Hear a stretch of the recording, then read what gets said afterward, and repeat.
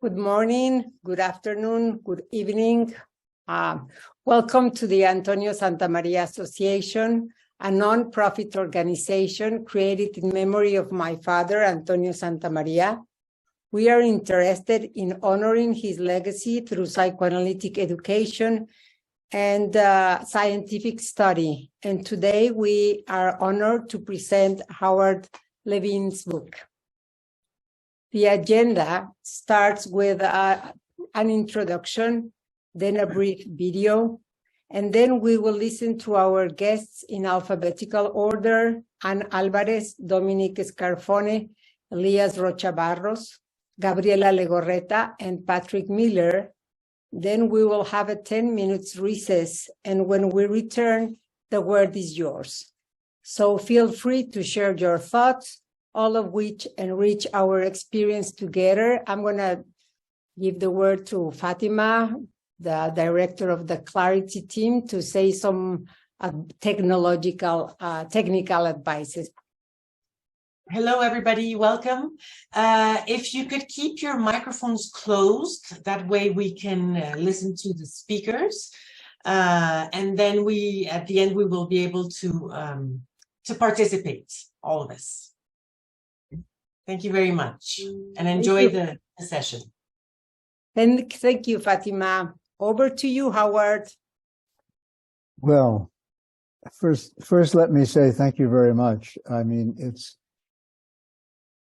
I have some comments and remarks that I was going to make, but I have to say that I'm really deeply touched by seeing so many friends, so many colleagues, so many friends old and new in the audience today. And I want to start off by thanking Hani and the A-Santamaría Foundation. I want to thank the audience. And I especially want to thank all of the speakers today who are speaking to you on behalf of the book. These are among the brightest and most interesting thinkers in psychoanalysis today. They're friends and colleagues that I have learned with and learned from over the years.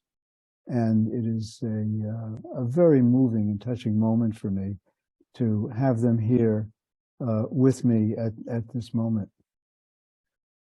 Let me start by saying a word about the book. This book, as many of you know, comes out of my personal and clinical experience.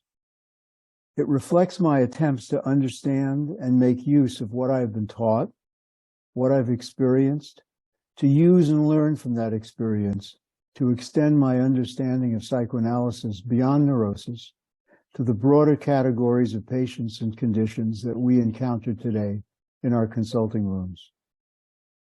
Looking back over the trajectory of that development, I can see that in order to create something new, I had to return to my and our roots.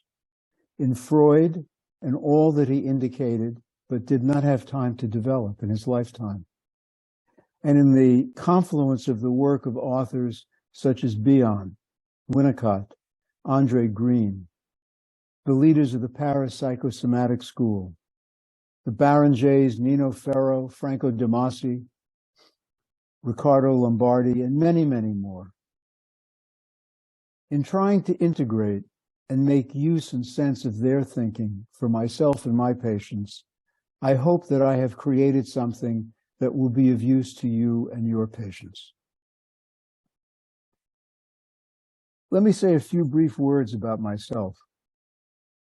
Years ago, many years ago now, I went off to college at Columbia with the intention of becoming a physicist. After a year or two of advanced physics and advanced mathematical courses, I recognized this was not a good choice for me. It was too abstract. It was too isolated. It was not anchored enough in the study of people and relationships.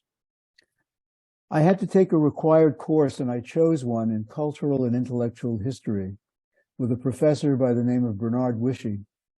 And I read Darwin, Nietzsche, Freud, and William James. I read Freud, and I was hooked. Although in retrospect, I can say that I probably didn't understand it reading Freud. Reading Freud for the first for me, for the first time, was like what Keats described when he imagined Balboa's sighting of the Pacific Ocean for the first time. He imagined that Balboa stared with wild surmise, silent on a peak in Darien. What is this world that I had just discovered? At Columbia, I also encountered who then a young philosophy professor. Now he's sort of the patriarch of the philosophy department, named David Sidorsky. This was another personal discovery of the Pacific Ocean for me. His capacity to think was just incredible to me. I took every course I could with him. And I feel in looking back that it was Sidorsky who taught me how to think critically and analytically. I went on to medical school with the intention of becoming a psychoanalyst because in those days an MD degree was required for analytic training. By chance, and it was chance alone, I was lucky enough to come to Tufts in Boston. There, the psychiatry department, under the leadership of Paul Meyerson, was one of the best and most psychoanalytic psychiatry departments in the country at the time. That's where I later met Hal Boris, who introduced me to Bion's work and Klein's work for the first time. Hal was the only one in Boston who seemed to know or anything about them or regard their work as significant. And he planted the Bion seed that has been so important to me, as many of you probably know. Well, time is short, so I'll close by telling two stories. The first was when I was a second-year medical student. It was my first clinical encounter. In groups of 4, we went to the hospital to an instructor, wearing our new white coats, carrying our brand new stethoscopes, right? We gathered with an instructor to examine a patient. Now, I didn't like medical school. I came out of this wonderful liberal arts tradition. I liked the movies. I liked the theater. I liked music. I hated memorizing lists. I didn't like medical school, and I hadn't done the reading ahead of time. The patient came in, and we were told to listen to his heart and report back to the instructor. The first guy listened to the patient's heart and said, "I hear and such murmur." The second guy listened to the heart, said the same thing. I listened to the heart. I don't know what I heard, but I said the same thing. The fourth guy said the same thing. And of course, we were all wrong. The instructor then said to us, "Go back to the patient. Don't try to tell me what it is. Just tell me what you hear." Learning from experience, Beyond, right? We went back and he said, "What did you hear?" And I described the sounds and the rhythm, ba bop bom, whatever it was. And he said, "That's right." He said, "You know what we call that?" I said, "No." He said, "Read your book. We call that a such and such murmur," which was different from what all of us had reported. And I took that lesson to heart, that what I had to do was to rely on my own experience and my wits and try to make sense out of what I had seen, heard, and experienced, rather than what I thought the proper answer should be. So that's a very important lesson for all of us in life, but especially in psychoanalysis. The final shout out is to my first analyst, Elvin Semrad, who, if any of you, those of you who know anything about Boston psychoanalysis, know that Elvin was he was a glorious figure in psychiatric and psychoanalytic education in those days. I was telling a friend of mine this story the other day. In those days, when you applied to the Institute and you got in, they sent you a list of training analysts. You interviewed with them, and then you picked one to be your training analyst. And so I interviewed with 3 people. Elvin was one of them. And I decided that I would analyze with Elvin. And I called him up on the phone. I said, "Dr. Semrad, I've decided I'd like to start training analysis with you. Can we make the arrangements?" And he said to me in his typical halting cadence, he said, are you sure you want me to be your analyst? And being a wise guy from Brooklyn, I said to him, I'll tell you when we're done. So there I am in analysis with Elvin Semrad, a person who really embodied and taught me in his presence and being what an analyst could be. I was complaining to him one day that he never gave me the kind of interpretations that Freud seemed to give to his patients in the case histories. Elvin grunted, or harumphed, as he often did, and he said to me, in analysis, you help a fellow to free associate, and then you get out of his way. And that, too, has been an extraordinarily important lesson in what the analyst's role is, what the patient's role is, and what an analysis could be and should be. And I am deeply grateful to all the people I've mentioned and to many, many more for their contributions to my capacity and development to develop as much as I've been able to, or to grow up to the extent that I have. And there's always a lot more to learn and to grow and to know and to do. But let me stop there and say again how deeply moved and how appreciative I am to all of you, and for all the people, my patients, my teachers, my colleagues, my friends, and thank you. Thank you, Howard. Now we have a surprise for you.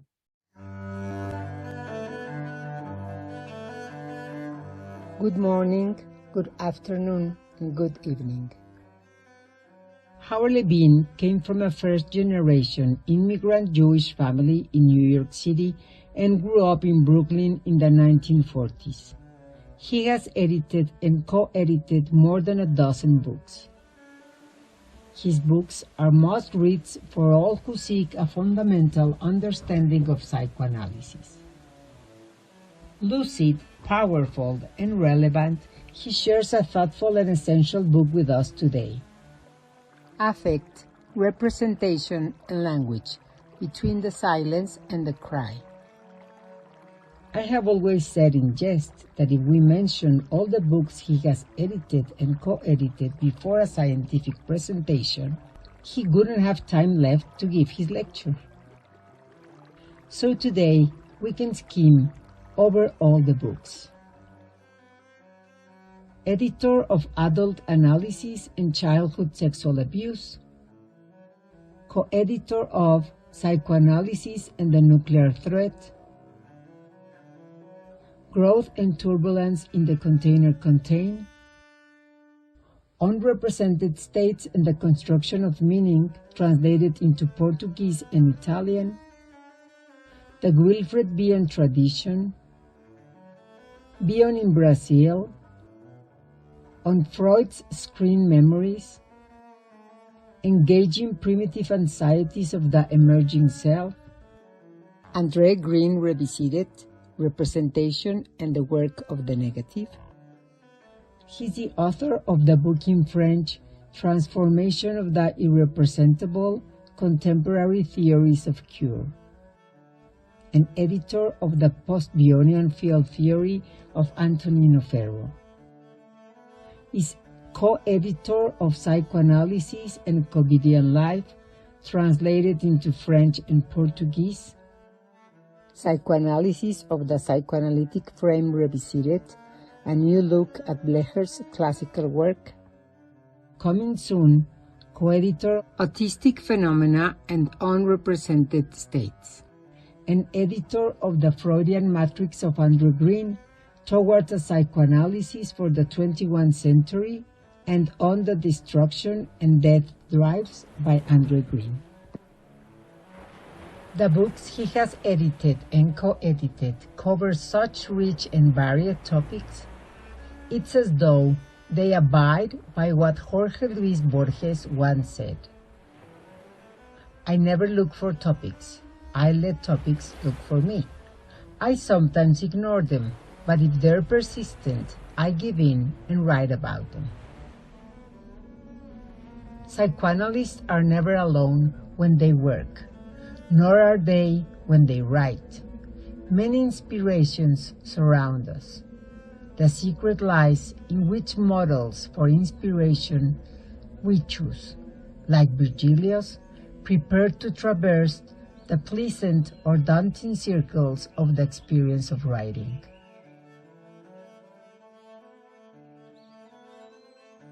Howard has chosen well. He has chosen you today, and Alvarez, Dominique Scarfone, Elias Rocha Barros, Gabriela Legorreta, Patrick Miller, and all of you as companions on his path. On behalf of the A-Santamaría Psicoanalysis Mexico Association, welcome to everybody and Mazel Tov, Howard. Thank you to all for being here. And now we are going to listen to Alvarez. Our beloved Ann Alvarez is consulting children and adolescent consulting at the Tavistock, and she's the author of many books, Thinking Hard, Presence Alive, and she's an honoring guest of the A-Santamaría Association. Welcome, Anne. Here you are. Now it's your turn. Well, I'm very happy and honored to be here.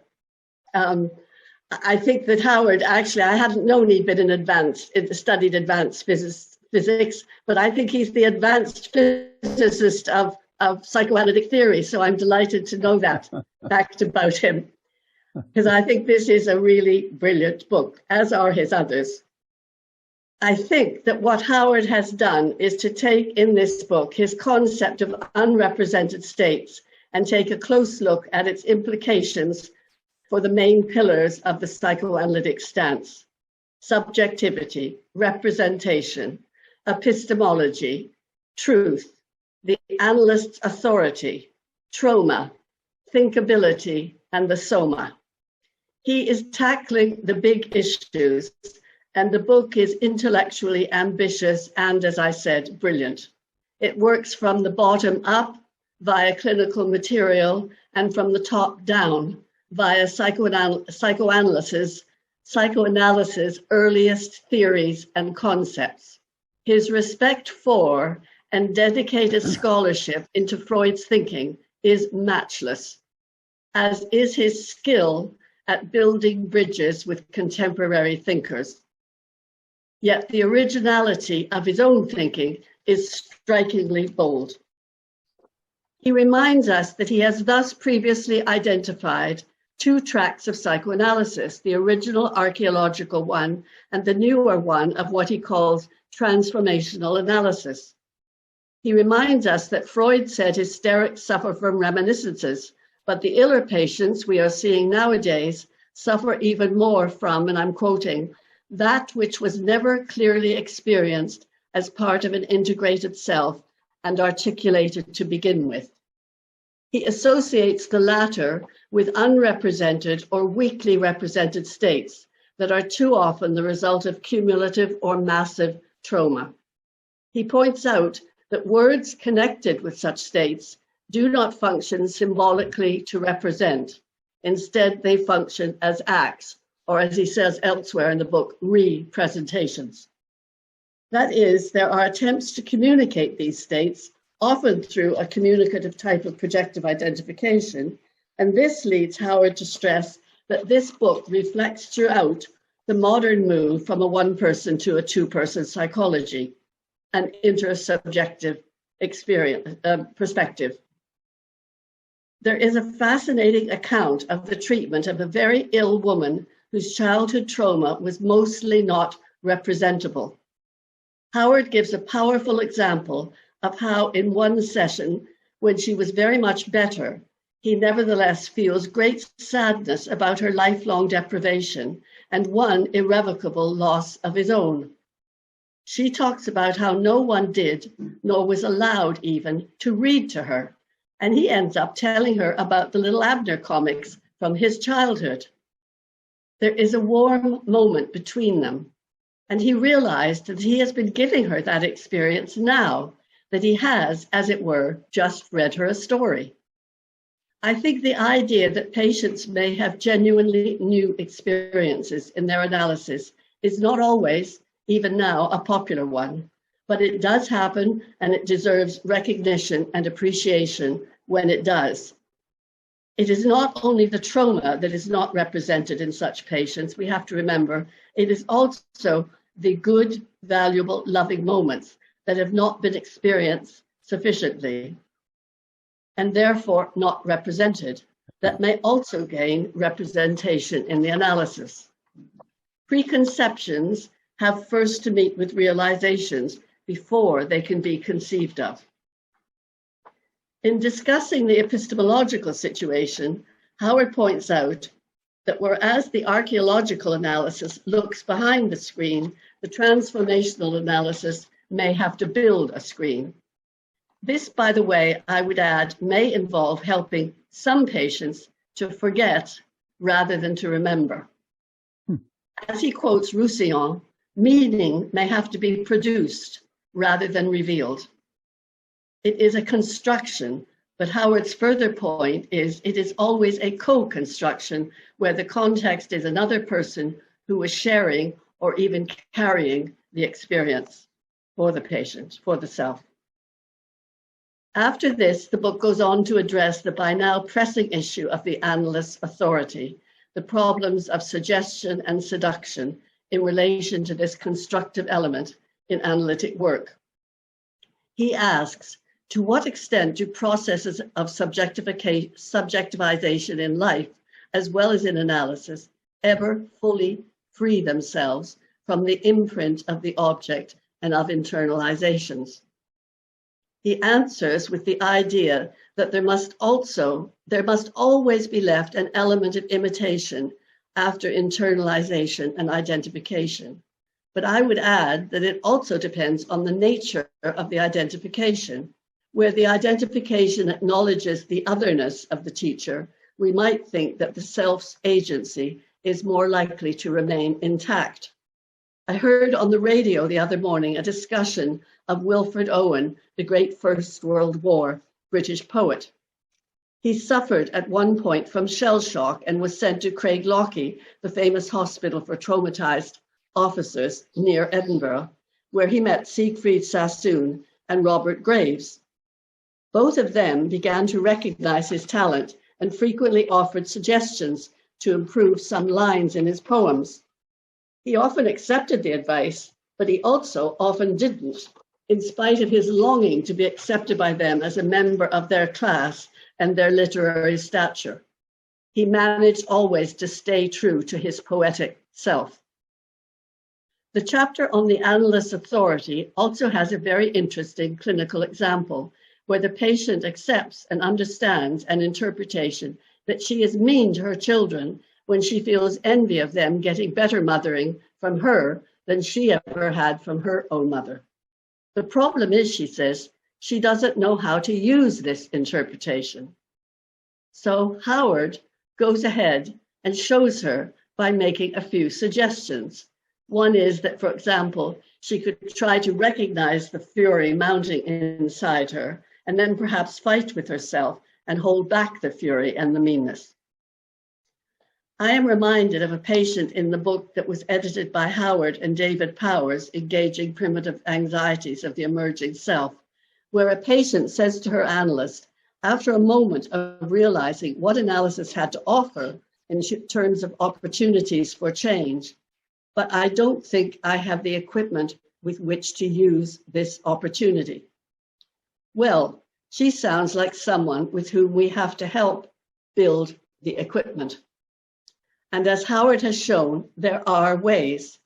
He concludes the chapter by acknowledging that in this type of reparative work, there is probably always some degree of instruction and suggestion, and it is safer if it is about values and analytic thinking and processes, and not just the content of our own ideas being put into someone else's head. There is more fascinating illustration of the issue of how to address this deficit. how to fill the void without filling the patient up with too much of the object. We hear of Thomas in the chapter on thinkability. He is a depressed, abused young man, and Howard found himself taking an active role in the face of Thomas's passivity and inability to protect himself from intrusive others. The father was coming to stay in his university, in the patient's Thomas's university dorm room, just at a time when Thomas was in the middle of preparing for exams. Howard did not just explore Thomas's passivity. He suggested Thomas think about why he wasn't telling his father that this wasn't a convenient plan. I myself often use the phrase, it seems to be hard for you to imagine that. For example, you have any rights in the situation, or that you and I might still be alive again on Monday, or that Monday will come.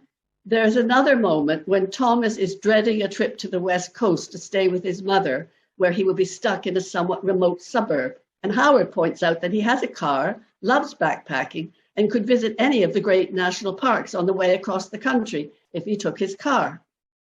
This had a vitalizing effect on Thomas, and Howard speculates that his own pleasure in retrieving his own memories of such expeditions must have communicated via cadence and tone something important to Thomas. Howard says that maybe it was also said defensively on his part. I assume he means it may have been partly to cheer himself up in the desert of Thomas's hopelessness. Yes. But the point is, he was sharing the wealth, and this emotionally impoverished young man was delighted to be given it. Around the same time as I heard that paper of Howard's about Thomas, I was supervising a trainee who was working with a very traumatized, hardened, psychopathic young boy.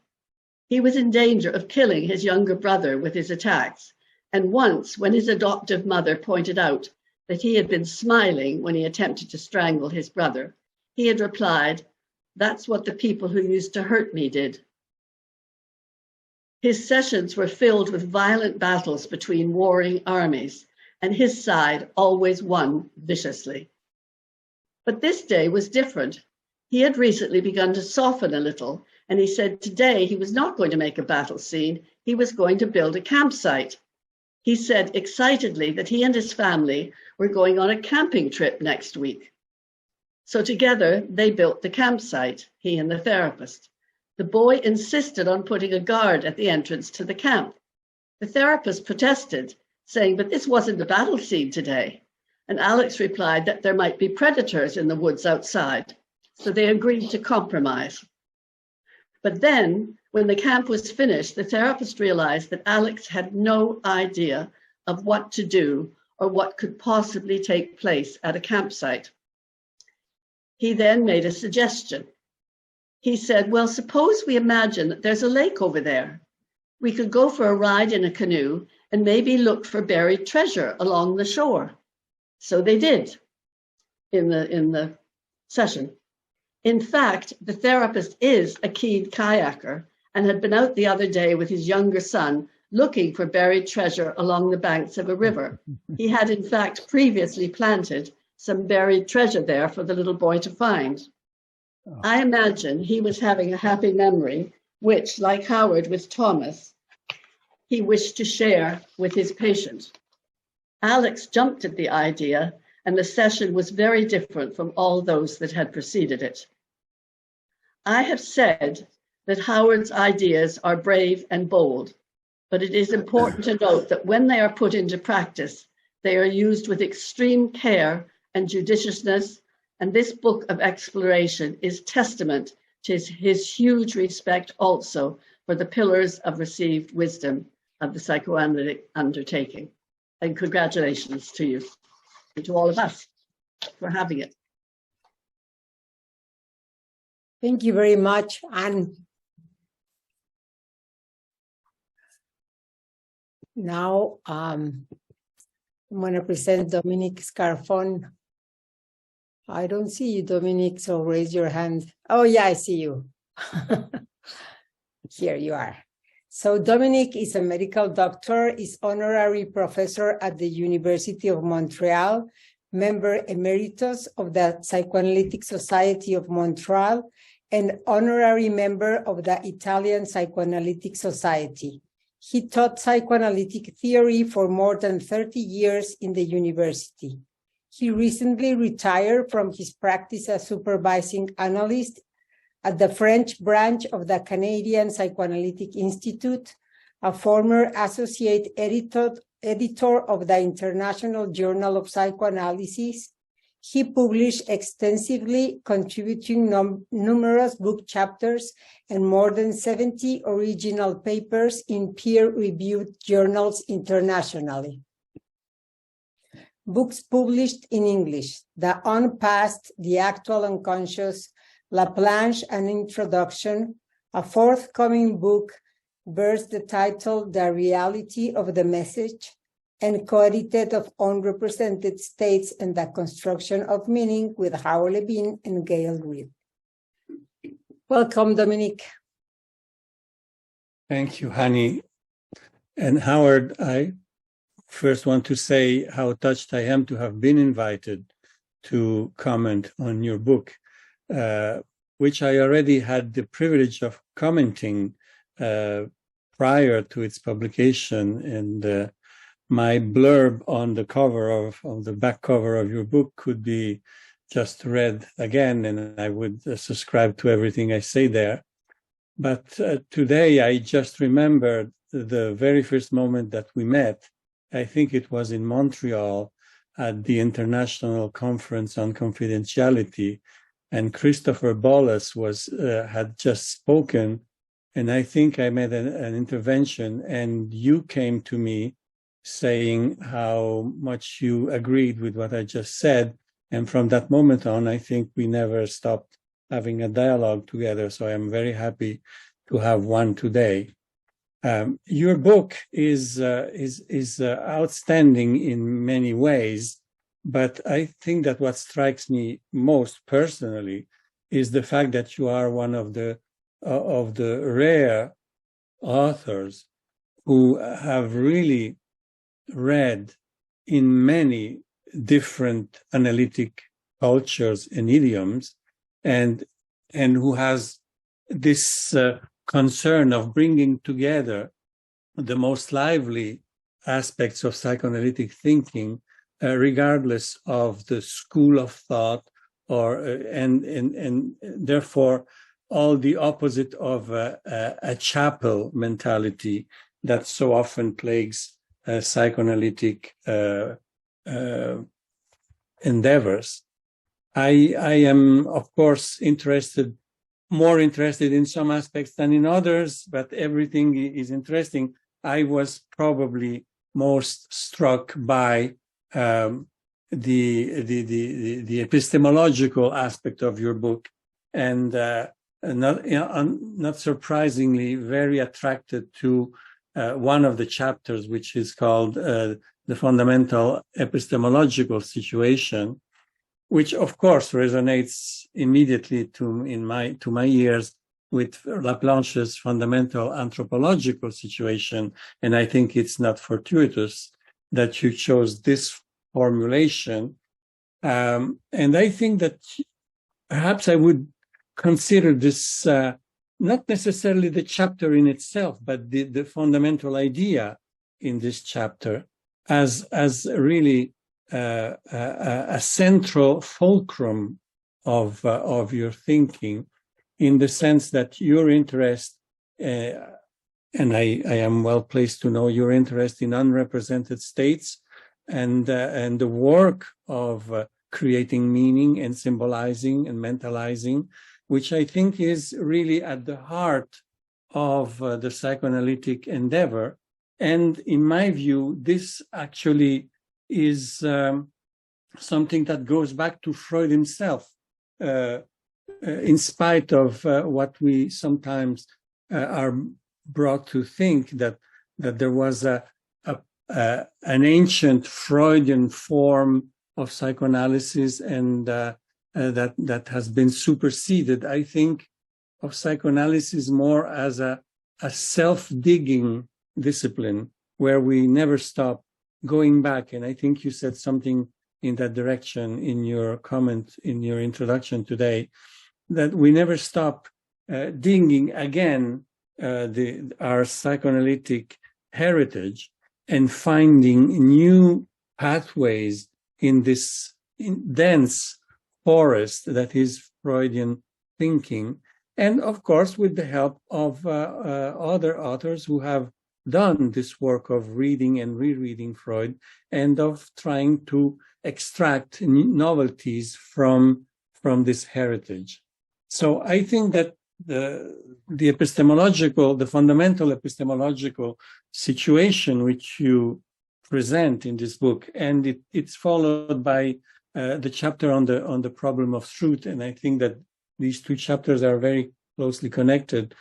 I think that one of the major values of this way of thinking that you bring to the fore is that it applies as much to the problems that patients are facing when they are hampered in their capacity to represent, to create meaning, or as Freud would say, to give a psychic wrapping to something that is very heterogeneous in their psyche, and therefore not amenable to, if not easily amenable to meaning, but that this also applies to us as analysts and as theoreticians of psychoanalysis.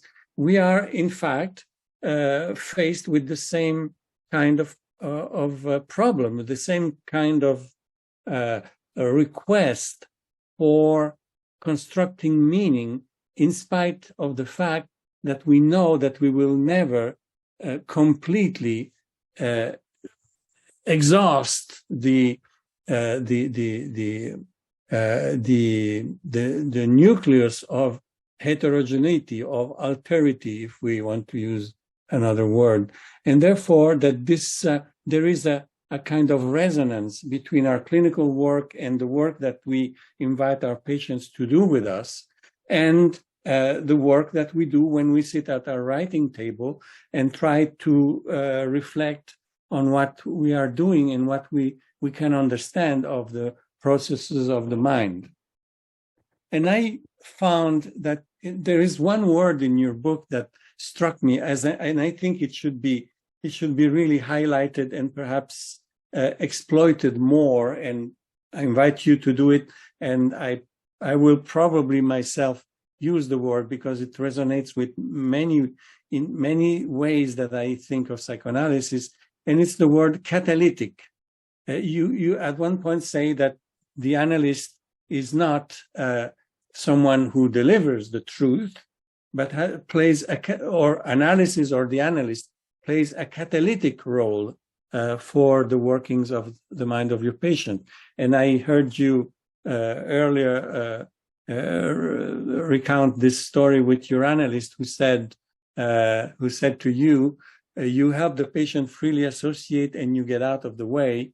I think this is very, very close to the catalytic role, although perhaps the catalytic role is, it's most probably essentially helping the patient freely associate, but also considering that when the patient apparently cannot freely associate, it is our endeavor, it is our responsibility to keep listening with the freely hovering attention that in that way that welcomes whatever the patient brings to us, even if it's apparently not a free association, but to welcome it and to listen to it in the spirit of free association, so that there is a kind of asymmetrical relationship in the Freudian method that is not always evident in the way we account for it. That is, it would be too simple to think that the patient is asked to free associate and may fail doing so, and the analyst is asked to listen with a free-floating attention and may fail to do so. I think it's more complicated than that. And your word catalytic and the way you also you recount the analyst's task, I think is very, very important in the sense of not only giving us a kind of how-to approach to psychoanalysis, but to remind us that the fundamental epistemological situation, which to me is closely connected with the fundamental anthropological situation, because the epistemological the epistemological drive is triggered by the enigma that is described in Laplanche's anthropological situation, and therefore we cannot think of the one without the other. But I think that you're highlighting this aspect as the virtue of connecting our clinical work and our theoretical work in a kind of continuity, contrary to what is sometimes said, that these are two different worlds, and that the writing is, I don't know, pure speculation, for instance. I think not. I think that what your book shows, and I know from our close cooperation in around books or in events, and also, of course, my 10-year of working with you in the GSPP group for the study of the psychoanalytic process. I think that thinking in terms of this epistemological concern is central. I know that it is central to your reflection, and I think that the book really reflects that enormously, and is a lesson for us all to remember always to think. And you mentioned that you attribute that to Roussillon, but I think it goes well before Roussillon, and after him. Others have said so too, that what we need is a metapsychology in terms of process rather than entities. And I think that this is also a very important lesson that you teach us in your book. So I want to really stress my appreciation of this aspect. Now, I want to, nevertheless, to bring something that I am critical of, if you allow me. And I think that it's very important to be able to criticize our friends with whom we share a lot. And it's really the smallest part of your book. But at some point you quote Bion, who gave an interpretation to a patient, and the patient did not accept it. And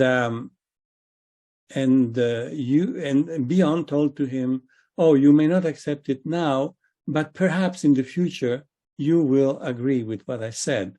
And then you compare that with you give three possible explanations or three possible versions of what Bion was meaning. One of them was comparing him to Picasso, who said to Gertrude Stein, "One day you look like my painting of you." And the other is perhaps Bion was planting a seed, and I can't remember now the third one, but there is one that is missing in my view, and I think that this perhaps speaks of your passion for Bion, is that Bion could have been possibly wrong, completely wrong, and that the patient was right to refuse the interpretation, but you don't bring that up. And I thought that this is something that I wanted to highlight, just to find the little glitch in a book that is so beautiful and so rich. More seriously, I think that this is something that and I think that in your work you show that beautifully, that we have to think by ourselves.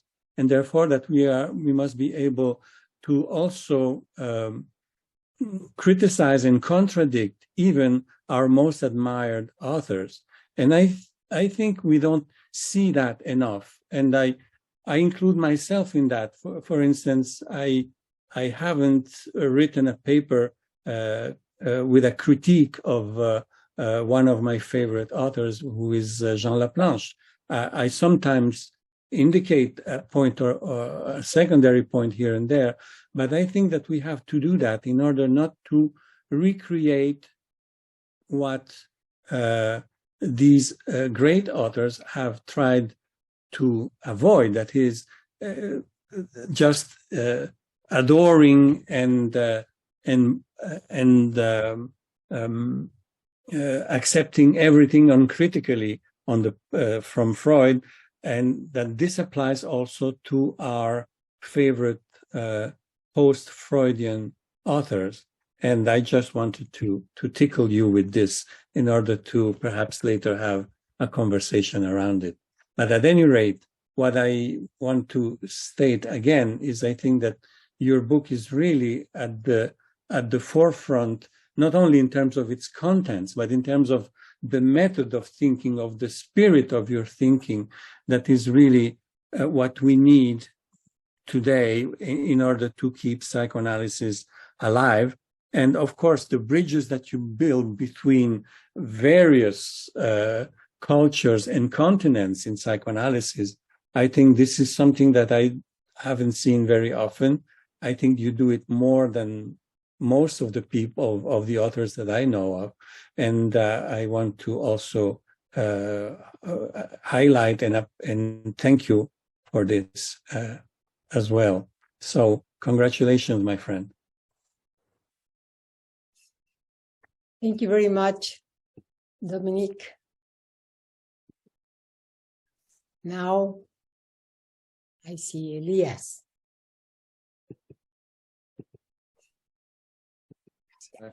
Now it's the turn for Elias Rocha Barros. He's a training and supervising psychoanalyst of the Brazilian Psychoanalytic Society of Sao Paulo, Brazil, and he was awarded by the Sigourney Award on 1999. Elias is going through the terrible COVID, and he's having problems with his voice. So today we have Alberto, who is an analyst as well. Welcome, Alberto. He's going to read some parts of his wonderful comment, and then he's going to save, as he wrote me, he's going to save his voice for the discussion and the comments after the recess. So welcome both. Mm-hmm. Okay, so I'll be reading on behalf of my father. I wish to thank A-Santamaría and the A-Santamaría Institute, and Howard, of course, for inviting me to speak at this launch. Howard is not only my very good friend of many years, but also one of the contemporary analysts that I admire the most. Within the brief time I was allotted to speak today, I will try to present synthetically what seems to me some of the central ideas expounded in Howard's book, and then offer a cursory glimpse of how I think some of the concepts touched upon in the book can be used to advance our psychoanalytic thinking. To begin with, and quoted Bion, I can say that Howard Levine is trying to find the best way to describe what consists of the psychoanalytic experience as it occurs in the session. He presents his reflection on the nature of this very particular and in some ways very peculiar experience in crystal clear prose and with all the exciting commitment and enthusiasm of the best thinkers of today. His prose is also elegant, deep, and informative. Patrick Miller, in his foreword, states, inspired in Olanier's writings, that the human psychic apparatus throughout life must constantly effectuate a work of translation and interpretation between three dimensions of the psyche that are formally heterogeneous to each other and stemming out of the ground of the soma, the primal or original, the primary process, and the secondary process. I like the description of the 3 steps represented by the dimensions of the mind proposed by Patrick, and I will only suggest that they are levels of meaning submitted to what I call mental metabolization of symbolic expressions, a concept that I will explain ahead. Here, we might perceive a telling nuance between the words we select to describe the way through which the psyche processes emotion and experience. Many authors favor the expression translation, but I do not think that this word encompasses the notion of transformation that seems to me to be central to the activity. I should better explain what we mean by a mental metabolization of experience, which is a crucial concept for me. I use this term to describe a complex process that underlines the movements of integration of emotional experiences in a mind functioning in constant flux. Metabolization here refers to a process of unconsciously separating those thoughts and feelings that contribute towards thinking, emotional growth, and a deepening of complex symbolization, while putting aside those thoughts and feelings that carry less weight or that should be discarded in a process of psychic growth. This process of metabolization in the analytic session is above all the result of the patient's and analyst's capacity to bring fruition a self-analysis centered, as I suggest, on the psychoanalytic function of the personality, which is the result of the internalization of the analyst's own personal analysis. I have written about this with my wife in a number of papers. While this process is taking place, the analyst is trying to formulate into words, as an observation or interpretation, how the analyst could help the patient to improve his or her experience of being alive, knowing that, as Winnicott pointed out, being alive is much more than just simply existing. What goes on following Howard's reflection on the psychoanalytic experience, we could think of in the mind of the analyst as his reveries. To clarify what I mean by this and relate it to Howard's book, I wish to reflect shortly on the concept of reverie. The concept of reverie presupposes that the human psyche contains in itself a pregnant demand to get out of the silence of the inner world and to form a voice, building a narrative thread, joining past, present, and future, stitching together emotions, and striving to find words for feelings and sensations. The next step is the ability of the analyst to put into words, that is, in a symbolic verbal form, and communicate in the form of an observation to the patient. This, in turn, is a response to the desire for language, the search for the sayable implicit in the analytical interaction. The analyst's words aspire to produce an emotional experience of insight, which generates in the patient a living feeling of, aha, that's it. This makes sense and allows me to understand the meaning of this instant of my life and to associate it with other situations. It is at this moment, that all his history is reformulated. But in his elegant and attractive style, deepens this process from a phenomenological point of view and attempts to formulate its metapsychology. He also uses an inspired expression when describing the need the human for representation, using the term representational imperative. This representational imperative, I think, later on develops in a desire for language when in dialogue with the analyst. Levine takes care of linking this inner process of reverie happening in the analyst's and patient's mind to the presence of a safe environment represented by the setting and by the particular state of mind of the analyst in the session, and by maintaining a sufficient homeostasis within the emotional events during the session.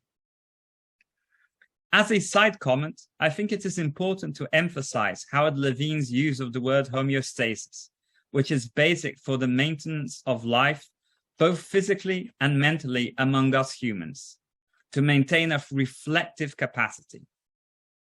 A homeostatic equilibrium is important in infusing the mind with life and vitality. That is central in Levine's thought, the reference to life infused with vitality. The representation is the kernel of meaning, and meaning is essential to adding vitality to our lives. We need to own what we feel in order to reflect and have influence in our existence. The neuroscience scientist Antonio Damasio, in his last book published in 2021, titled Feeling and Knowing, states that life on Earth follows along the evolutionary steps of being, feeling, and knowing. In the reverie, a number of images and fleeting thoughts and feelings race through the analyst's mind. I propose that these could be viewed as an effective pictograms, and that once submitted to a process of self-analysis, these can be metabolized and used to produce fertile observations or interpretations. We choose to pay closer attention to reveries as singularities. We ought to conceive of them as rare or uncommon phenomena, all the more striking for that very reason. Secondly, we think of reverie as containing powerful, expressive, evocative elements. They are dreamlike in the sense that they are a unique symbolic language unto themselves that select or develop symbols and metaphors from within the internal worlds of the patient and the analyst.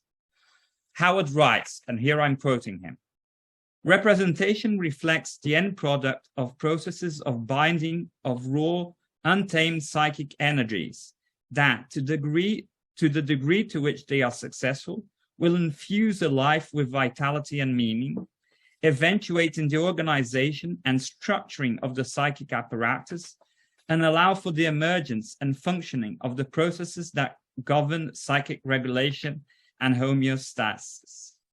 I close this quote. I think that Levine, in many paragraphs of this book, is deepening the structural aspect of what I, Ferro, and Thomas Ogden are saying when using the notion of pictogram, although in slightly different senses, and sometimes using different terms to refer to something similar, expresses not only a relational moment within the analytic session, but contains within itself a structural aspect, which powerfully captures and represents the entire history of a particular analyst-patient relationship. The pictogram, in its expressiveness, comes from a similar mold and bears similar expressive properties as oneric scenes. It is important to stress the imagistic nature of the affective pictogram, the term I prefer to use. We should make a quick detour here to emphasize the strong evidence that has been appearing in both psychoanalysis and neuroscience that imagery permeates a great deal of our mental life.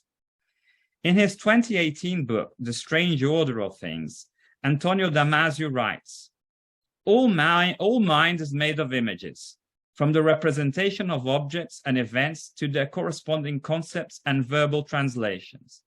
Images are the universal token of mind.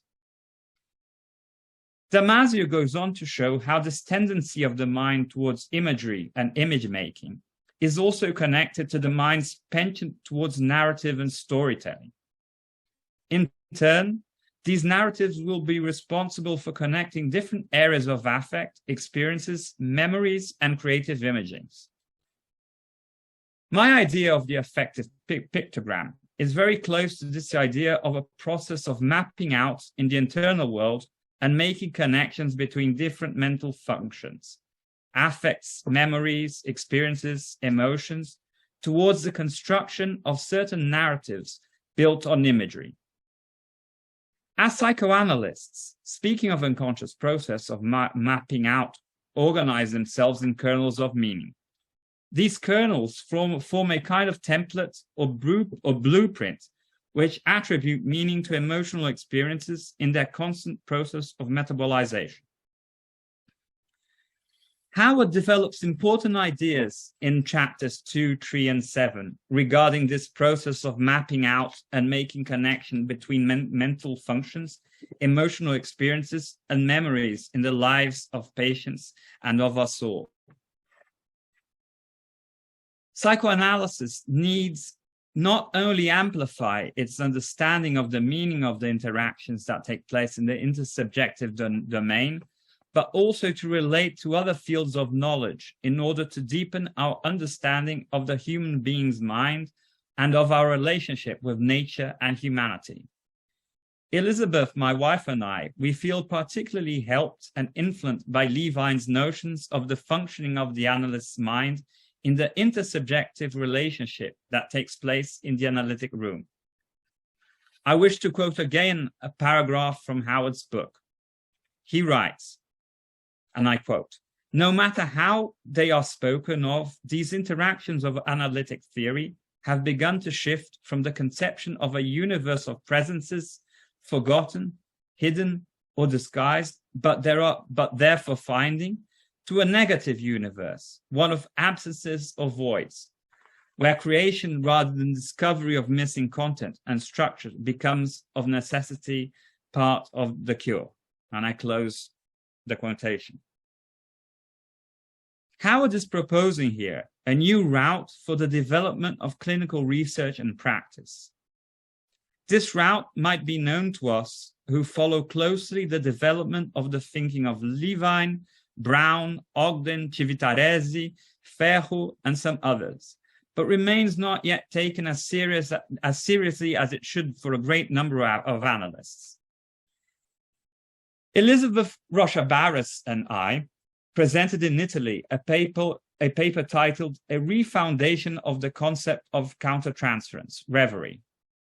This suggestion for the need of a refoundation of the concept of countertransference can, I think, both benefit and interact with the content of this book that reflects and summarizes much of the important thinking of Howard Levine along the last many years.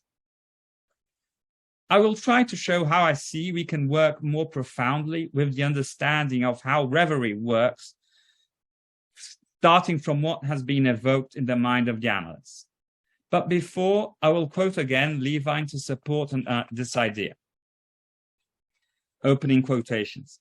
"This form or dimension of discourse depends much more on the unconscious induction of emotions in the object than it does on the semantic meaning of the words used." I close quotations. I could describe our function as analysts as someone who recasts a complex flux of evocations into a new symbolic base that is more accessible and more comprehensible to the patient, and that is less subjected to defensive operations. The analyst transmutes from one symbolic base or framework to a new symbolic base or framework. For example, from the evocative, expressive, symbolic imagery of dreams to a verbal discursive language of an interpretation or observation made by the psychoanalyst.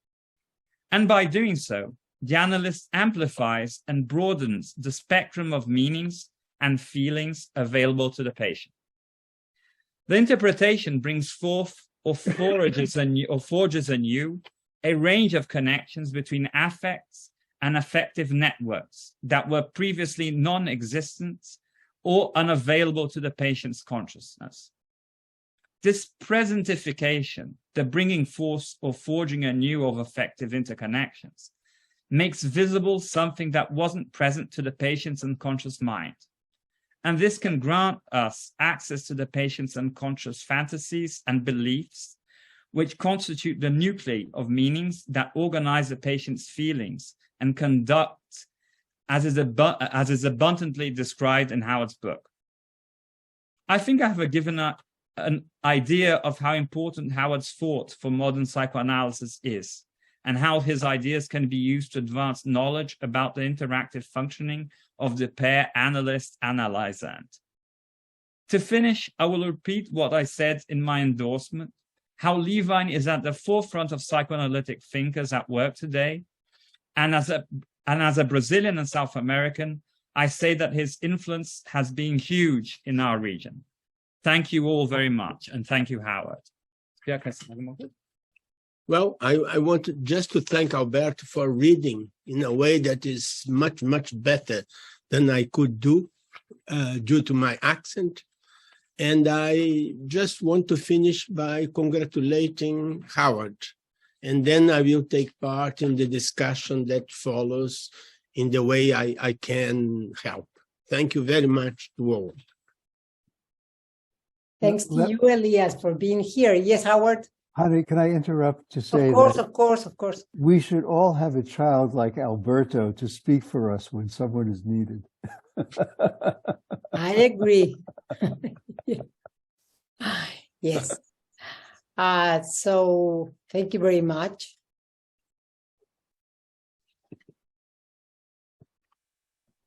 Now I was, I had a Gabi. Where is Gabriela? I'm here. Can you? Oh, yes, I see. Here. Gabriella Legorreta is a training and supervising analyst at the Montreal Psychoanalytic Institute and Society in the French section of the Canadian Psychoanalytic Society. She's the treasurer of the Canadian Psychoanalytic Society, ex-chair and consultant of the IPA Publications Committee, consultant at the Montreal Fertility Center, and she's the coordinator of the Spanish book section of the Advisory Committee on Foreign Language Book Reviews of the Journal of the American Psychoanalytic Association. Welcome, Gabi. Thank you, Hani. I would like to thank A-Santamaría and the A-Santamaría Foundation for having invited me to participate in this book club. I have been fortunate to have been part of the project to publish this book since 2019. When Howard presented his book proposal to the IPA Publications Committee, I was chair. The committee enthusiastically accepted the proposal for publication within the IPA series, Psychoanalytic Ideas and Applications. And here we are today, celebrating the success of this undertaking. This book brings together many of Howard's contributions, which have been the focus of his work in recent years. The book addresses a number of related theoretical issues such as truth, psychosomatics, time, intersubjectivity, and importantly, it addresses the clinical implications of Freud's 1973 constructions paper, which has an implicit theory of unrepresented states. Howard skillfully weaves together his numerous contributions, providing an integrated and coherent view of his theoretical ideas and clinical stance. Reading Between the Silence and the Cry is like traveling with Howard on a journey through the landscape of affect representation and language. This voyage starts off with a solid introduction to Freudian metapsychology. The author then presents the reader with his views of post-Freudian thinkers that have worked on these notions. It is quite remarkable to see the interest and knowledge that Howard has developed regarding the different psychoanalytic cultures around the world, including work from Europe, Latin America, and the US.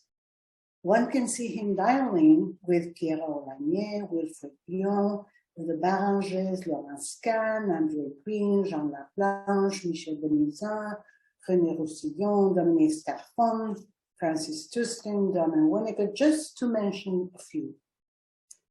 The result of this journey is both a rich panorama of contemporary thinkers that have addressed the central notions of this book, affect, representation, and language, as well as Howard's Levine's own personal contribution, among them the notion of the fundamental epistemological situation, which I will comment on later on. There are many things one can appreciate in Howard Levine's psychoanalytic thinking. I will limit myself to describing just a few. First of all, I want to emphasize that it is refreshing and reassuring to have an analyst from North America bring alive the paramount importance of Freud's legacy, in particular, the first topographical model, which emphasizes the economic perspective and gives utmost importance to the notion of the drive. As Howard states, and I quote him, Freud maintained the enigmatic, not yet ideational status of the drive elements and his concept of the id. Freud stated that nothing corresponding to an idea or content exists in the id, nothing but instinctual impulse seeking discharge. End of quote. Bringing this perspective back to the forefront of analytic theory enables one to study the psychic pathways and work required by the drives due to their relationship to the body, the effort necessary to achieve representation and have access to language. In other words, we are referring to the path that travels, as the evocative title of the book states, between the silence and the cry. It is admirable, Howard, that you begin the book with the chapter Psychoanalysis and Subjectivity, a personal note. Here we learn that it is a book marked by a deep personal journey. The subjects treated in this book stem from the author's own personal and intellectual struggles, which have contributed and continue to shape his psychoanalytic identity. One can trace his constant questioning and curiosity. This chapter sets the tone for what will follow, a rich and generous collection of the author's thoughtful contributions to the theory and practice of psychoanalysis in general, and to the study of unrepresented states in particular. Another valuable aspect of the book is Howard's highlighting the intricate weaving of the relation between body and psyche throughout. I particularly like the way you illustrate this in chapter 9, Word, Body, Theme on the movement from soma to psyche. Here, you describe the performative function of language by using the metaphor of the message tied to the leg of a carrier pigeon. And I quote you, there is a sense in which it is as if the meaning or message of the words are inseparable from some qualities of the pigeon itself. We may think of affect, volume, rhythm, tone, and other non-ideational qualities of speech that reflect discharge in the body itself. That reflects, transmit, and induce emotions, and that act physically as well as semantically on one's audience. In discussing this question with my colleague, Sylvie Denormier, she underlined how this is so important given the remote versus in-person analysis controversy. It is hard to deny, therefore, that much of the action would be lost in remote work where the body is not present in the room. I would like to take the opportunity to share with you, Howard, the panelists and the audience, some questions that came to me during the time I was reading and reflecting on the book's contributions. Let me start with a question regarding the changes that you have identified in contemporary psychoanalysis. I quote you, as contemporary psychoanalysis has been working through the clinical significance of Freud's second topography, we have increasingly found ourselves considering the implications, results, and need to remediate the effects of psychic deficits as well as conflicts. These have been understood as some combination of the failure of a necessary environmental provision on the part of the primary maternal object and or a constitutional inability of the infant to make use of what for another child will be a good enough bit of mothering. Attention has been turned to all that is pre- or proto-psychic, all that is emergent or still potentially in development, unsaturated in regard to ideation and meaning, not yet fully formed, and that requires dialectical and intersubjective containment and transformation in order to be metabolized and expressed. I certainly agree with you about the need to give paramount importance to work which helps the process of representation take place. You describe it in such a rich and sensitive manner in different parts of your book, in particularly when you describe a basic quality of human psychic functioning, which you propose that we call the fundamental epistemological situation. And I quote you, each stimulus, internal or external, drive, somatic, sensation, or perception is a turbulence, presence, or thing, which has the potential of being or producing an excitation or sensual disturbance that then needs to be bound within a suitable container and transformed. This process of containment and transformation inevitably implies construction. When this occurs, the specific finalized form of the product of that transformation will not be fully predetermined, but will be one of several possibilities that, while fitting and unique, are also context-dependent. End of quote. While agreeing with you regarding the process needed to foster representation, I ask myself, how does one reconcile these with the notion of psychoanalysis, analysis, taking into account its Greek etymological meaning? That means a process of breaking up, loosening, releasing. This perspective implies a need to deconstruct or dismantle the problematic psychic solutions that create the suffering that brings patients to analysis. So this is somehow different from the archaeological model of finding hidden meanings.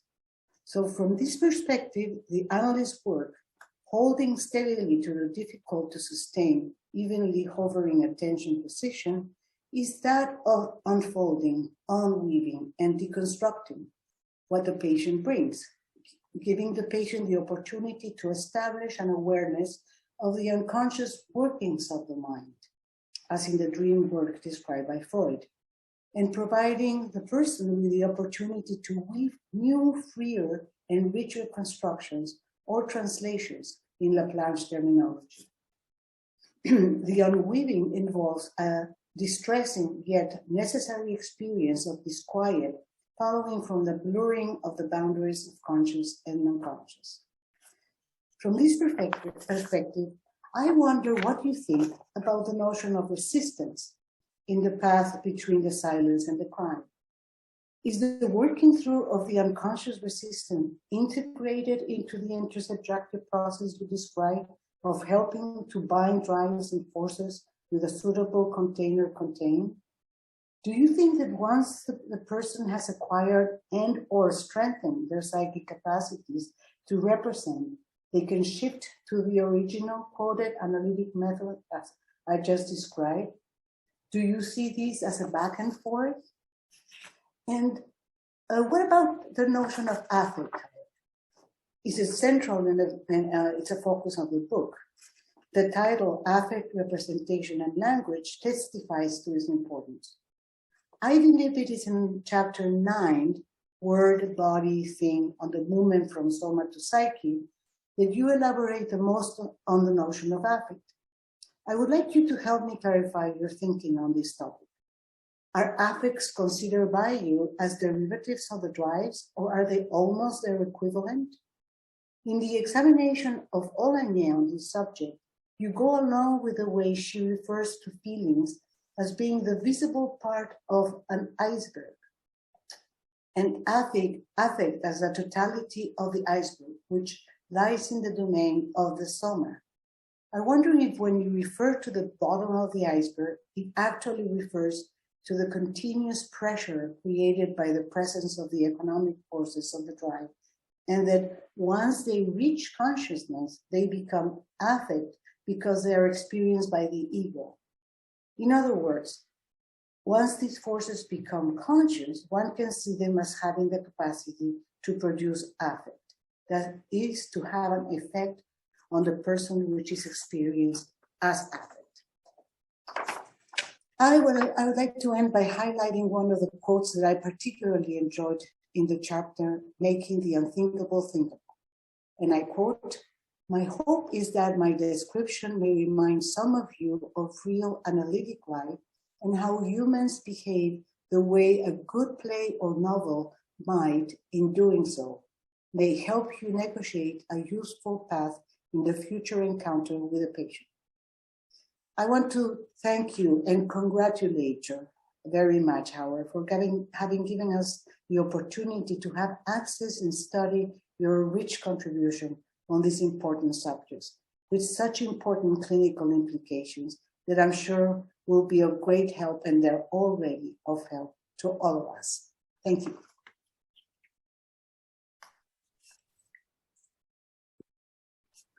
Thank you very much, Gabriela. What we are going to see, let me see where is Eduardo, to see where, because now we are gonna listen and see a video that Patrick Miller sent us. As you know, Patrick Miller is a training analyst from the Psychoanalytic Society of Research and Training in Paris, and he is not going to be able to join us today, but he sent us a wonderful video, and I don't see you, Eduardo. I think you're here. Yeah, wait. Now. Dear Howard, it is such a pleasure to be invited to celebrate the launch of your excellent book. Lively is the first word that comes to my mind because you are wholeheartedly present in your writing, even when you grapple with the most difficult theoretical issues, especially, as Bion said, the lack of adequate terminology to describe the analytic experience. You convey a sense that becoming an analyst is a never-ending quest, a permanent self-interrogation, a sustained dialogue and dispute with other thinkers, dead or alive, first and foremost with Freud, and a conversation with oneself. Your book invites us to follow you in your endeavors to question some of the established ideas prevalent while you were training in the 60s and 70s in North America. The home you start from is a short autobiographical narrative very much akin to Green's dead mother complex. Your maternal grandmother dies, your mother retreats into depression when you are 19 months old. Something vital is missing, not only the loss of an object, but mostly an aspect of your own self that you have since then been trying to recover and create, as you put it. The wish to become an analyst is often deeply rooted in such early experiences. The way in which they have been experienced and then touched and untouched by personal analysis permeates the theorizing stance and the way in which each analyst develops his own way of implementing theory and technique in the encounter with patients. The existential dilemma, object loss versus self-loss, beyond the fact that it permeates the analyst's theorizing activity, is part and parcel of his listening, not only as countertransference, but also, and maybe first and foremost, as a potential touchstone giving representational capacities for interpretation.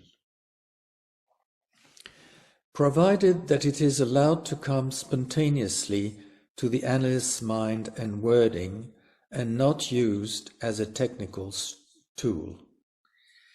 Spontaneity is here a key dimension, rooted as it is in the living and life-oriented processes taking place within the analyst's somatopsychic continuum.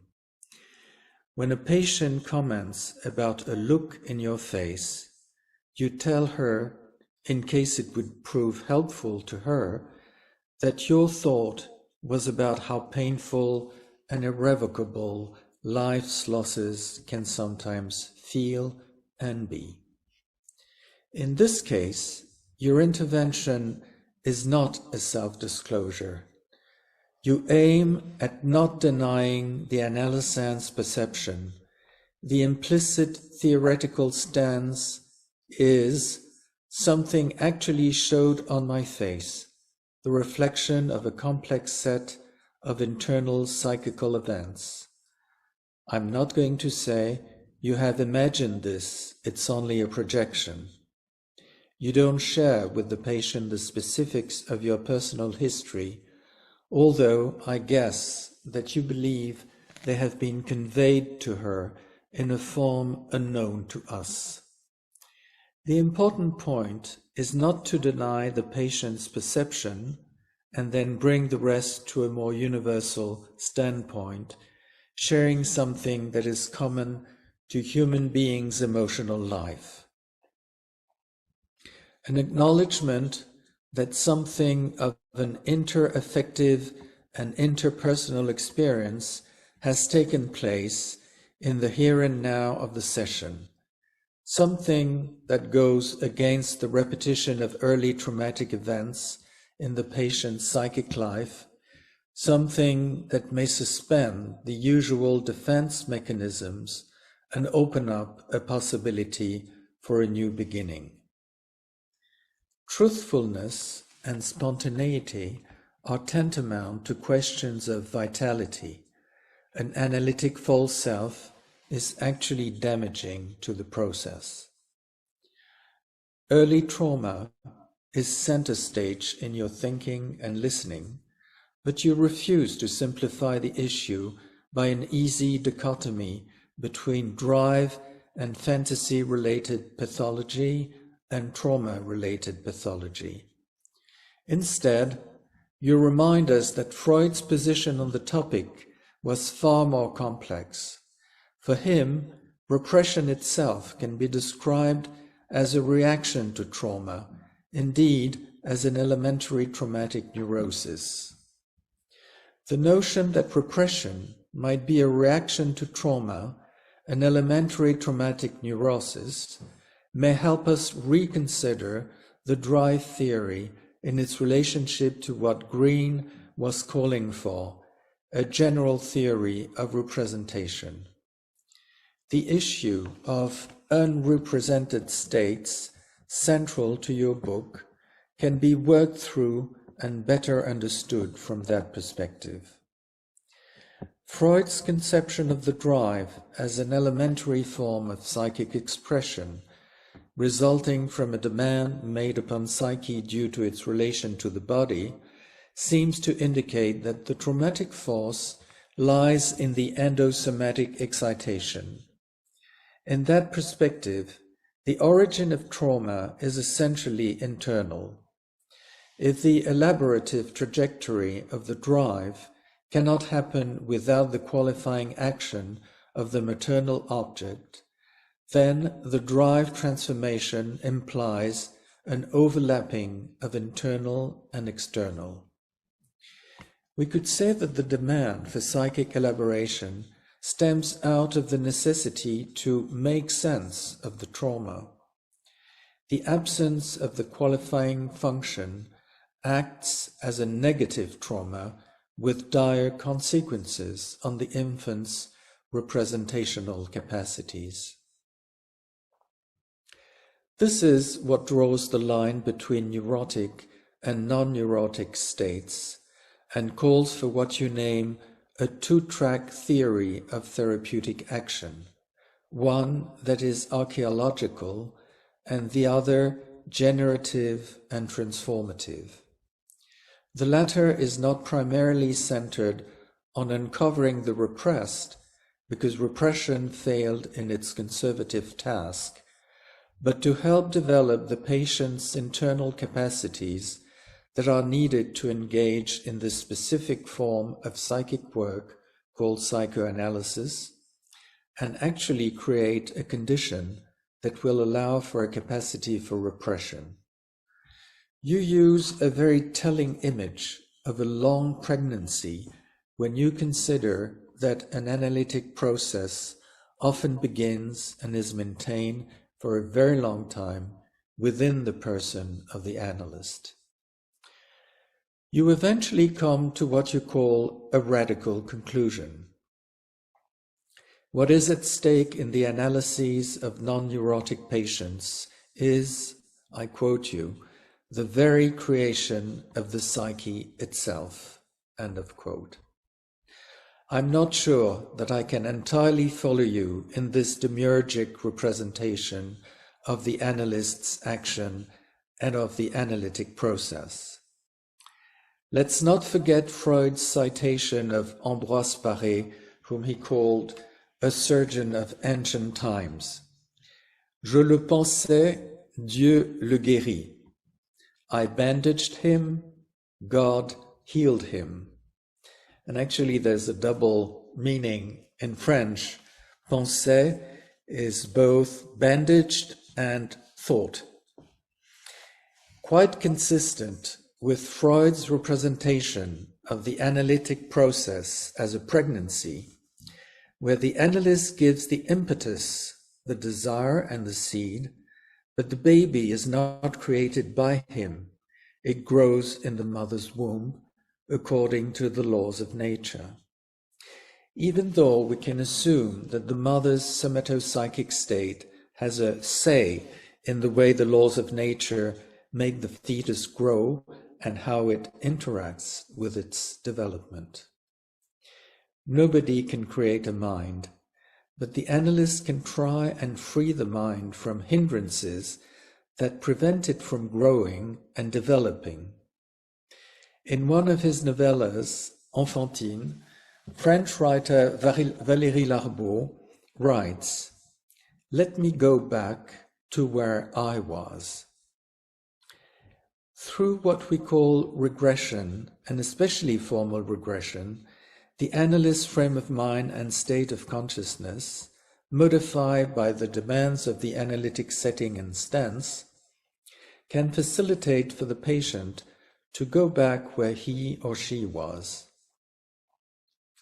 to re-experience some of those early moments of choice and put into question some defense mechanisms which were at the time the only manner to survive, both somatically and psychically.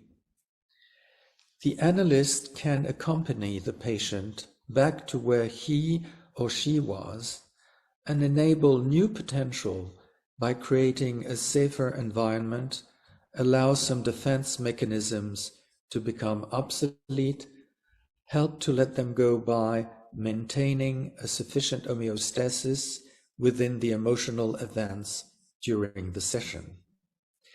In so doing, the analyst helps suspend the repetition compulsion and facilitates for the patient to find new possibilities of transformational metabolization and new capacities to translate and interpret different levels of psychic organization.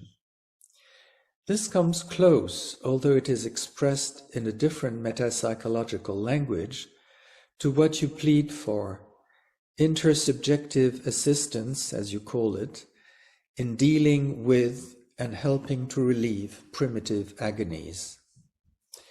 Rather than the creation of a mind, it allows for the liberation of the potentialities needed to develop a mind. Once those potentialities are internalized in the patient's own capacities, it becomes the patient's task to develop his, her own mind. The issue of unrepresented states is a quite complex one.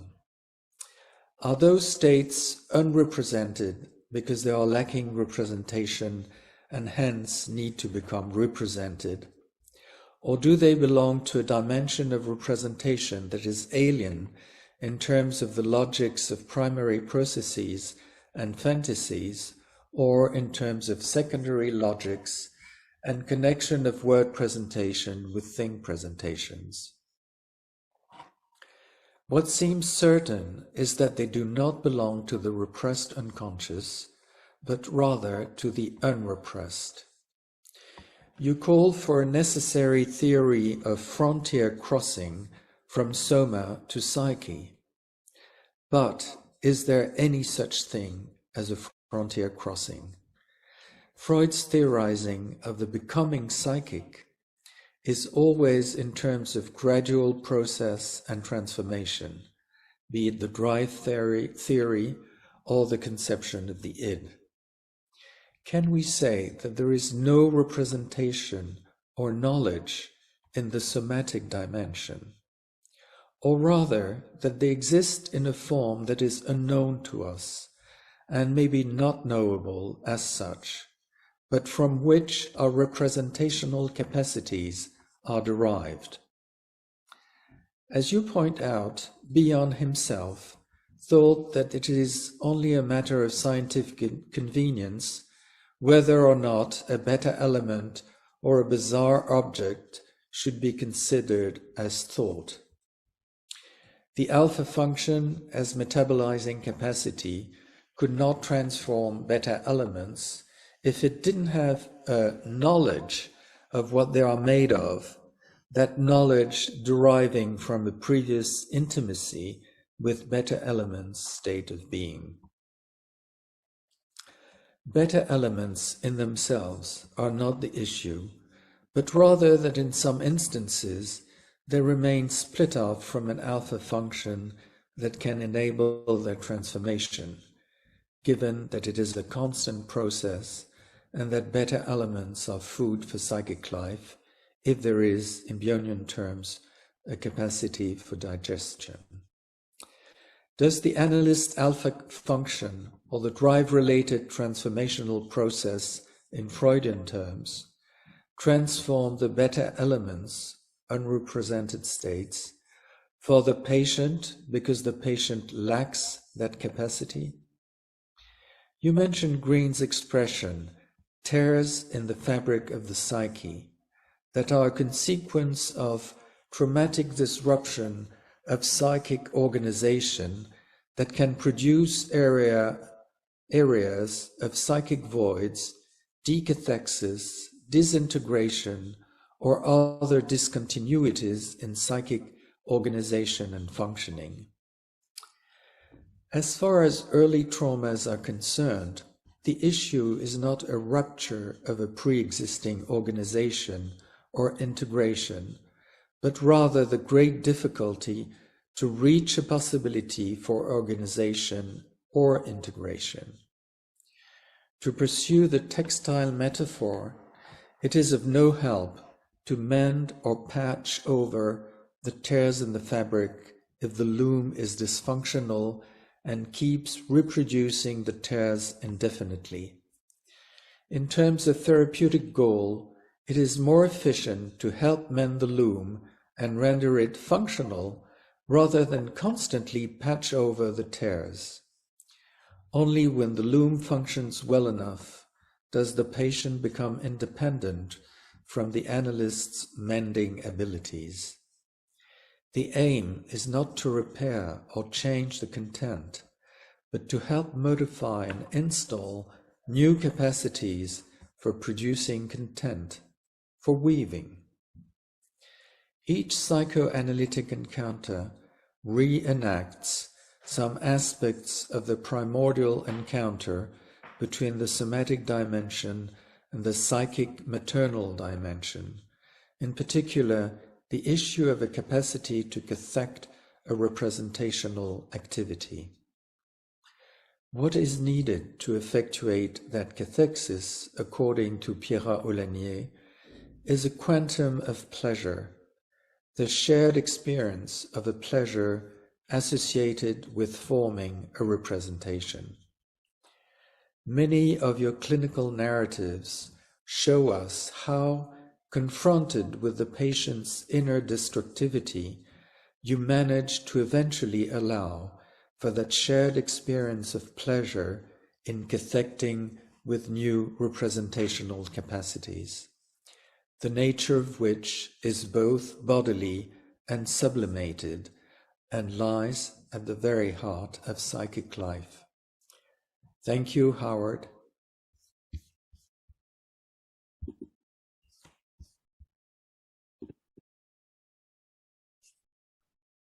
Well, a big hug to Patrick. And now we are going to have a recess.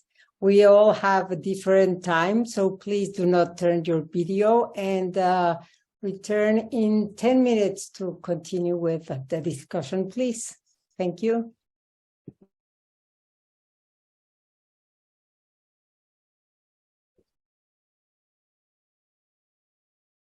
Oh, I don't see you. Oh, no, it's because I am in a different page. Wait.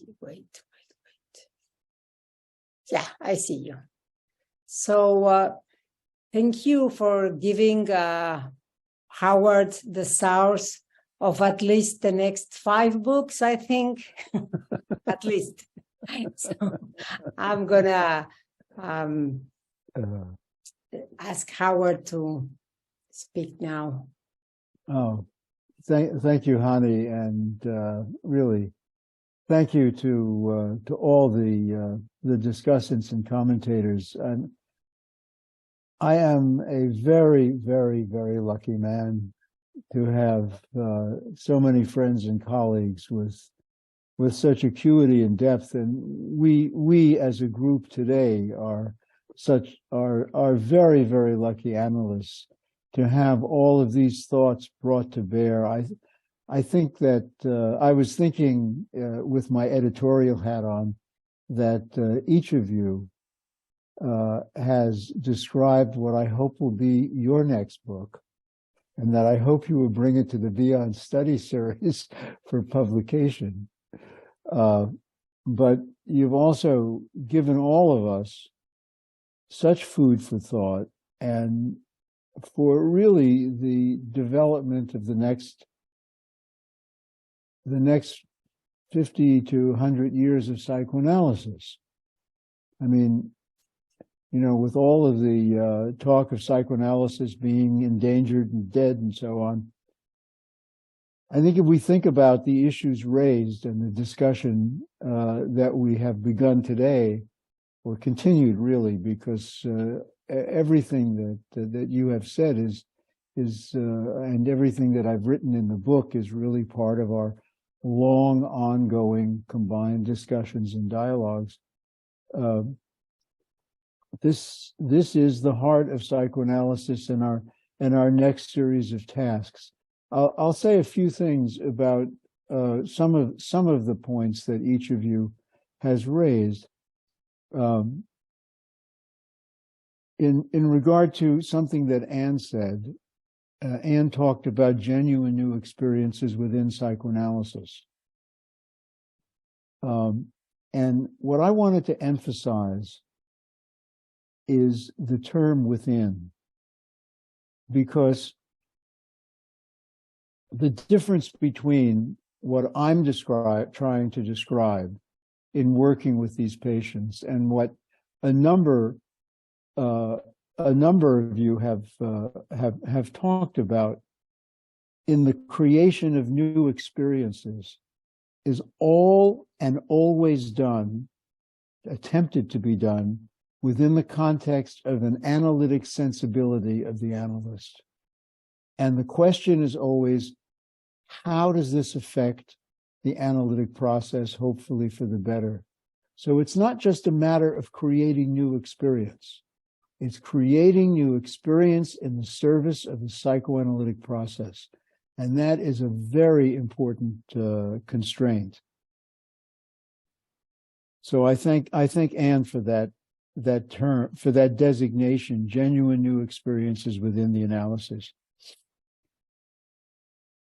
In terms of Dominique's talking about the catalytic role, it occurred to me as he was talking that when a car doesn't move,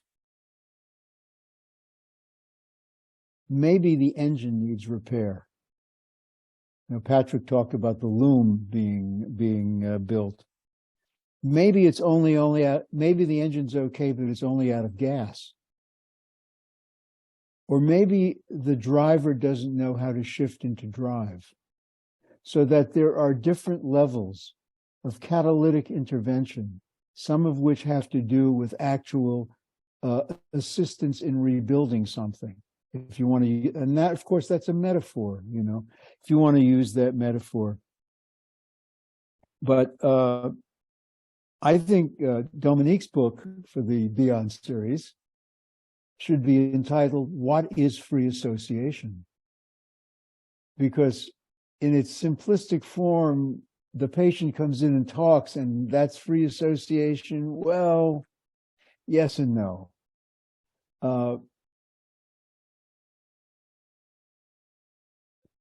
everything that the patient says or does, and I believe this more and more so as I go along, has a potentially progressive, constructive, communicative function. You know, and some of the recent talks and papers have been following along with the work of Judy Ekoff and Avner Bergstein on how attacks on linking are also communicative attempts for help. And this goes back to the way Bion described the beta screen. I won't go into that now, but Freud's notion of free association, where the combination of word and feeling operates according to the rules of primary process, you know, symbolization, condensation, and displacement, and so on, indicate something that isn't necessarily manifest but is latently present already. That's already a strong developmental achievement. And the kind of communication that takes place prior to achieving that capacity to use one's mind and self and operate in that way, there are lots of layers of accomplishment and developmental accomplishment and integrational accomplishment that I think are you have to achieve before you get to that point where a true free association, in what I would like to say is the more limited sense of Freud's use of that term, is applicable. So, Dominique, that's your homework assignment, to write that book, or else I'll try to beat you to it, do it myself. Elias is I think already writing the book on what is reverie, and I think that some of the language that he offers us in his description today is enormously important in clarifying what Bion meant by reverie, what we mean by reverie, what reverie can mean for us and for our patients, and what the implications are for how we use it in psychoanalysis. That to generate a living feeling around meaning, and that his observation that the representational imperative creates a desire for language along with the need for language and the use of language, I think is tremendously elucidating to me as well as to everyone else, because it adds another dimension, another component of what we've been struggling with and what I've been trying to put into words.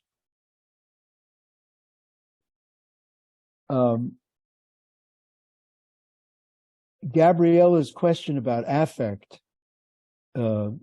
that's her book on for the Bion series, and I'll tell you that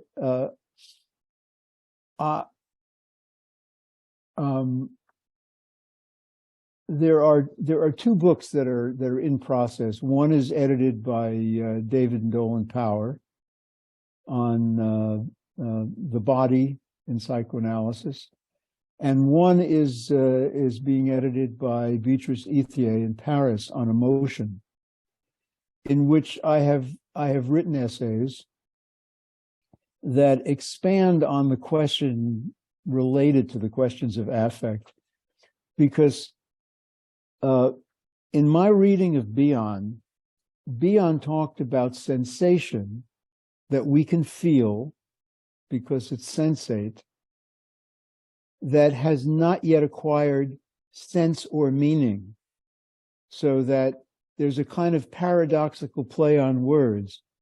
There's sensation that has not yet acquired sense in the sense of meaning.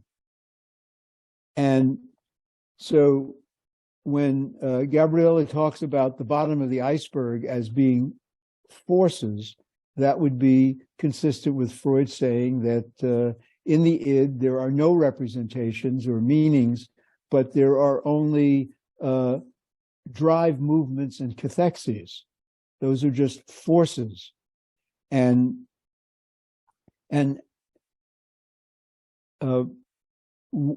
what at the top of the iceberg, we have differentiated feelings that have meanings.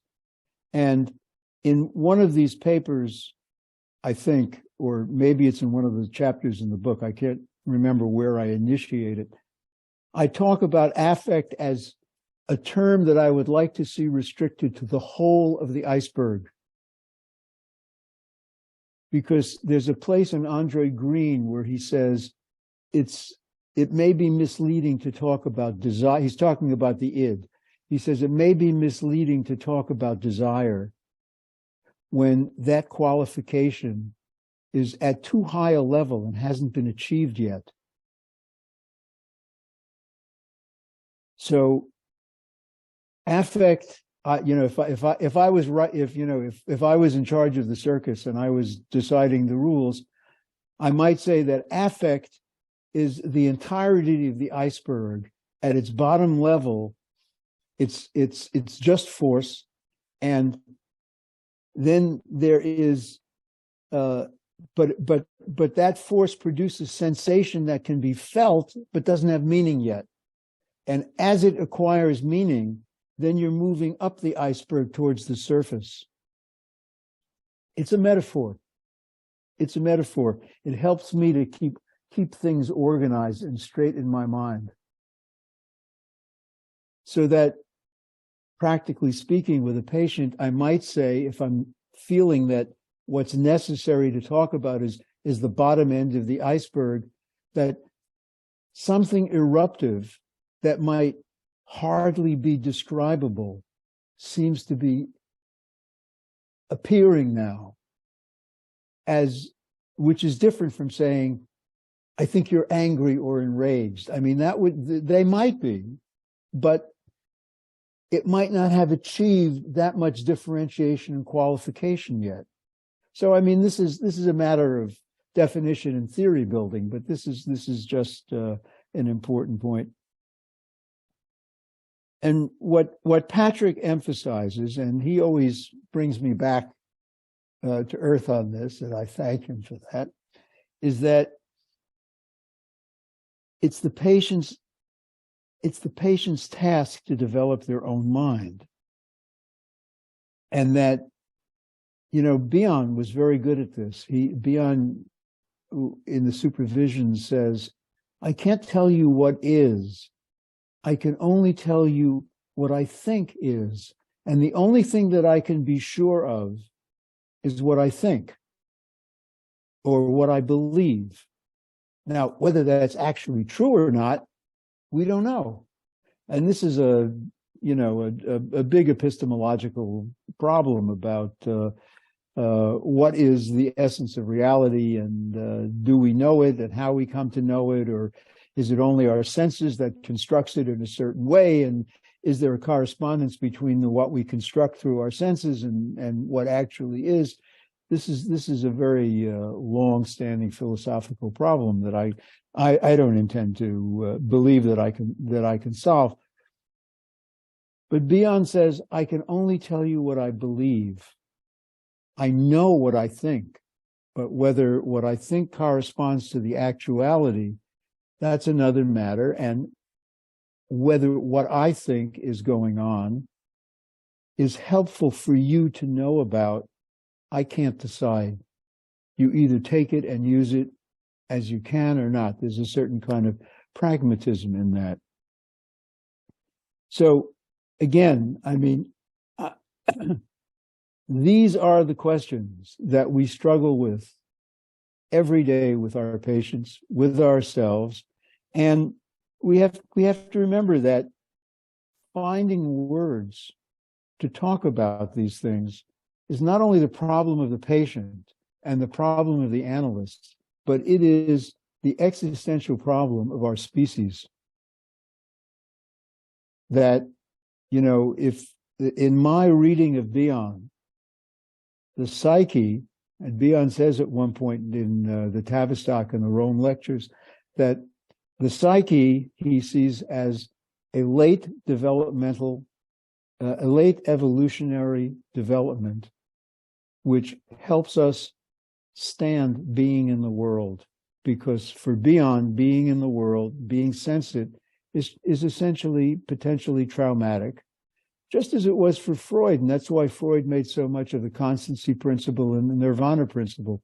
In Freud's metaphor and imagination, the first cellular organism, one cellular organism, to achieve aliveness from inertness, wanted to go back to the old way because there was too much tension involved in being alive.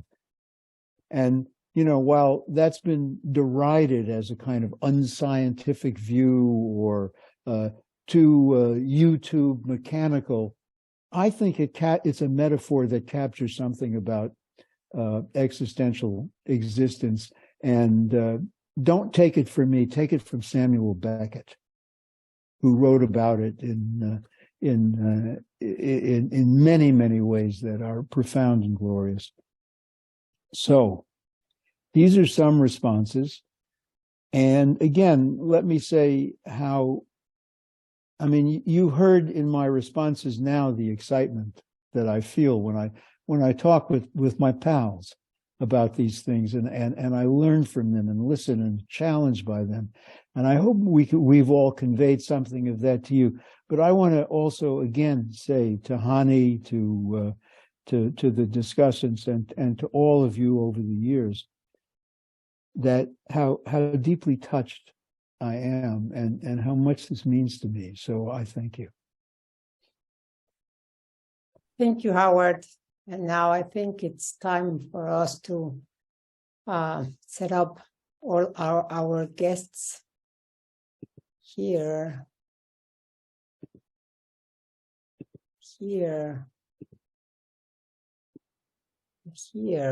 and I am missing. Let me see, Dominic. Where are you, Dominic? Here, yeah, you are. He's on the top order. Yes. Now you're here. Hello. Okay, now it's your turn. Yes, Dominic. Yeah, this is really a feast. It's like a it's like a banquet where you can choose what you want to eat, and everything is delicious.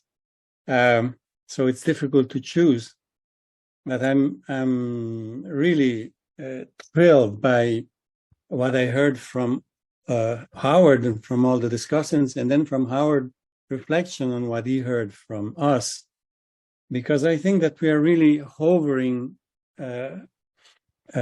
above, indeed, as he said, very vital issues for psychoanalysis. And I think, for instance, how what Elias has addressed in his comment about relativizing the importance of translation and insisting on transformation instead. And I think that he's right. I am for practical reasons, I often use the term of the translational model in psychoanalysis, but it's because translation comes easily under the pen. And but in fact, I have insisted now for more than 2 decades that the actual word should be transduction. These are all terms that start with trans, mind you. So it's always a question of movement, of going beyond, of transgressing the limits, and so on. So perhaps we shouldn't fight over the words, the choice of words so much.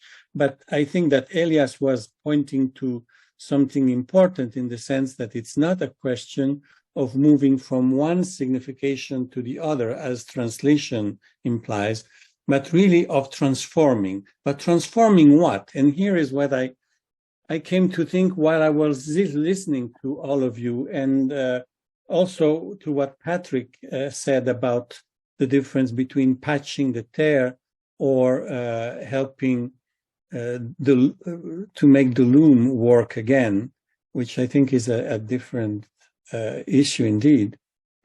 And I thought, what is transformation? What do we transform? And here I think in terms of systems. And there is an approach to systems theory that says, and it was imported from the work of Francisco Varela and Umberto Maturana, two Chilean theoreticians of biology, who discussed how, but Henri Atlan and others have also addressed the same issues, how a living system is a closed system with a semi-permeable membrane, or what Varela calls an operational closure. That is, it's an enclosure, but there is communication, of course, with the outside world. However, this is not simple importing and exporting. There is a filtration of what is gathered in the outside world, in the environment of the system, and which has to make it capable of being used by the system. Now, in terms of biology, we know that things go in and out of the cell, for instance. Regarding the psyche, it can only be a metaphor when we use these images. But here I think that writers can teach us something. And I thought of Antonio Tabucchi. Antonio Tabucchi is an Italian writer, but who became so fond of the Portuguese culture that he started writing books in Portuguese. And he taught in Portugal, and he was so fond of Pessoa. And in one of his books, there is this comment, a very brief comment from an Indian person explained to the main character, which I think could be the author himself. If the soul is open enough, nothing is insignificant. Of course, this is an extreme limit, an extreme goal, to be open enough so that nothing is insignificant. But what I think that it teaches us, and I came to this reflection while I listened to all the comments and then to Howard's response, is that, for instance, it made me understand something that I want to submit to you for discussion, is that when we speak with beyond of beta elements being transformed in alpha elements, that this is also just a metaphor, that there are no beta or alpha elements. It's just the mind that changes itself. The psyche changes itself so that it can use something that was beta for it before and which is now alpha, but nothing has changed in the element itself. The element is what it is, and we cannot, with our mind, we cannot change things, or even elements that are immaterial.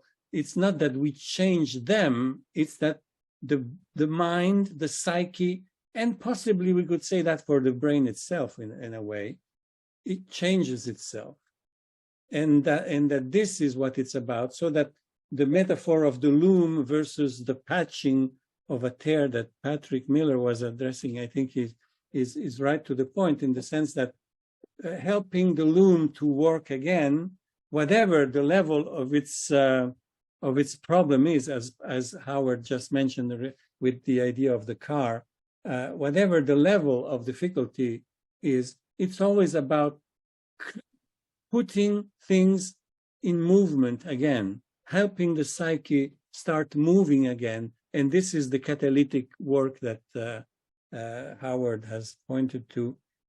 And in terms of processes, so that what we are always dealing is how the system that we call the psyche can or not deal with something which at first presents to it as a gizmo, that is something that it cannot put a name on, but the importance is not that we change the gizmo, is that we change our capacity to address that gizmo. And I believe that this is really something that could help us also bring together, as Howard tries to do more than me and more than any of us, I guess, is to bring together different points of view. And my wish would be that one day we find a certain way of discussing things that would make it useless to wonder if it's from this or that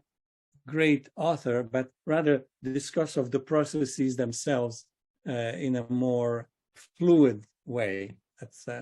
That's what I came to think while listening to you. So, open for discussion. Wonderful. Anne, would you like to say something? Elias, Gabriela? Anne? I think your micro is closed. Yeah, sorry. Yeah. Sorry. Well, first of all, thank you for that wonderful concept of the catalyst. And also, I thank Elias for the notion of the desire for language. I feel very stimulated by that and very happy that you've said that. I never thought of it quite like that. And we need to add to B and LH and K another L. But anyway, but I just wanted to say that a few months ago, I was listening to a lecture on sent to me on a video by Bruce Perry, who's a very distinguished developmentalist, who's the person who first did the research on the damaging effect of psychological trauma on the infant brain and how it affected brain function. Anyway, he was giving a talk about young adults being a little bit more psychopathic than they used to be in America, and problems in our character, modern character. But he showed a video of a new connection being made in the brain, and I've never been able to find it again. And the woman who sent it to me isn't able to find it again. But it showed the dendrite of one cell reaching out to the axon of the other. And they look like two snakes wanting to copulate. They go like this, reaching out to each other, and then they finally make it. And it's rather exciting. But what is extraordinary about it is the power of it, and actually, if I may say, the novelty of it. You feel a piece of language was attached, or a piece of feeling, or a piece of meaning. Something new was happening to enrich the brain. Anyway, I just thought I'd mention that, but I wish I could cite the video. Maybe somebody else can find it. Anyway, thank you for this wonderful experience and privilege, folks. Yes, Elias. Well, I want to thank you for that feast, for that banquet. I learned a lot from each one of you. And I would like to comment something that is associated to what Dominique said about translation or transformation, which links to what Alvarez said about forgetting. The model is the unrepressed unconscious needs to get out of its darkness and to put into some form of symbolic representation in order to become something that can be transformed. And one of us was talking about forgetting. That is, we need to forget again some experience and some feelings and some experiences with impulses. But in order to forget, I was discussing that with my wife, Elizabeth, with whom I have been writing several papers and who most of you know. And she was saying, well, in order to forget, you have to forgive too. And to forgive is a very complex process, which is far away from translation, I would say. Is really a transformation of a huge proportion, which includes you dealing with your feelings of revenge, eventually even revenging in symbolic way in order to take it better responsibility for what has happened and so on. So I think that this is a good illustration of what I suggested, even about the desire for language. Language is something very complex and very rich. So you have, in order to forget and forgive, you have to go through several levels of language, not only in terms of words, but in terms of levels of abstraction. The mind grows also in terms of levels of abstractions and of formal qualities. So I think that that is a good example of how far is the process of transformation from translation. Well, that is what I wanted to say. And again, it was very good to see all of you after 2 years of pandemic in which I could not meet and see some of you who are very dear to me, Annie, Howard, Dominique, and so on, and Gabriella. So thank you very much for this opportunity. Thanks, Elias. Before giving the word to Gabriela, Glenn asked, Elias, is it forgetting or choosing not to remember?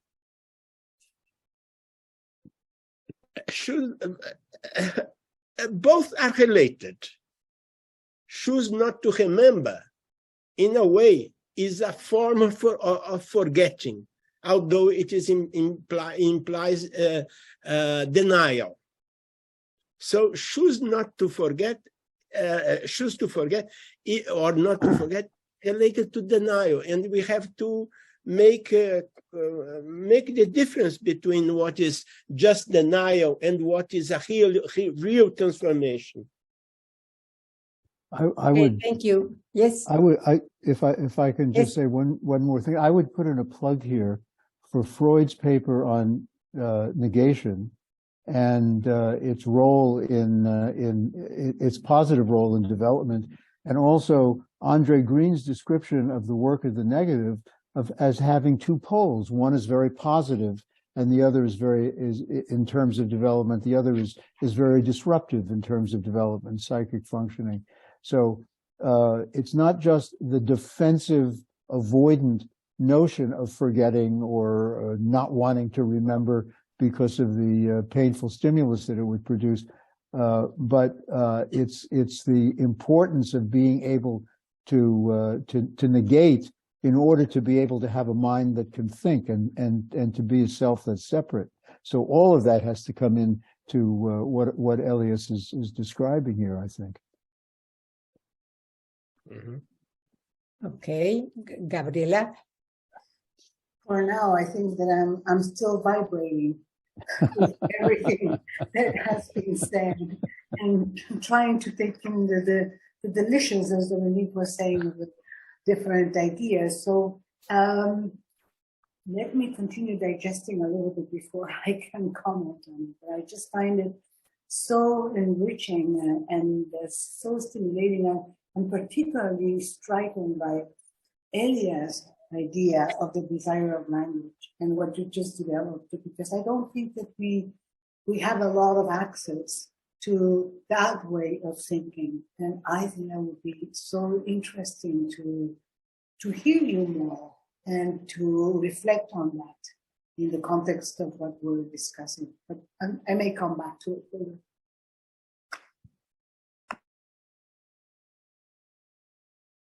Okay, would you like to say something, Howard? Or maybe, I mean, we are almost in time, but maybe we can add something. If I may, Of course. I would like to ask Elias. I don't know if you are familiar with someone who Howard cites in his. I think he cites in the book, in this book, but he certainly cited him in other writings as well. Is Jean-Claude Roland, who spoke of the compulsion to represent. Now, a compulsion to represent is not exactly the same thing as desire language. So I wonder if you could say a little more in terms of how you differentiate the need for ideas, the need for representation, the need for meaning in order to make sense of the world around us and to survive. This is really an important evolutionary acquisition for living beings and for animals, at least, in that they move and therefore the environment changes constantly, so they have to be able to understand what goes on and to predict. But what you speak of, I think, is very interesting because you introduce the word desire, which is not exactly the same thing as the need. I wonder if you have, if you could say a bit more.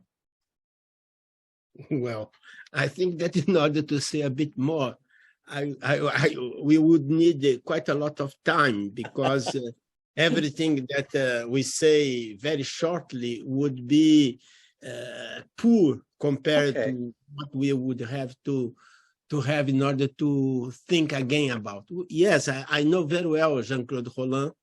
I helped to produce some of his books in Portuguese, and I proposed him for the Sigourney Award once. So I know quite well his work. The question you are putting is a very complex one. It's something that we will need a paper or a book or a seminar in order to develop. Because let's do it. In the future, maybe, when I get better from the COVID, I will think about, and if we survive to the elections today. Yeah. To put into words is a way of developing levels of abstraction without losing the capacity to grasp the expressiveness of the experience.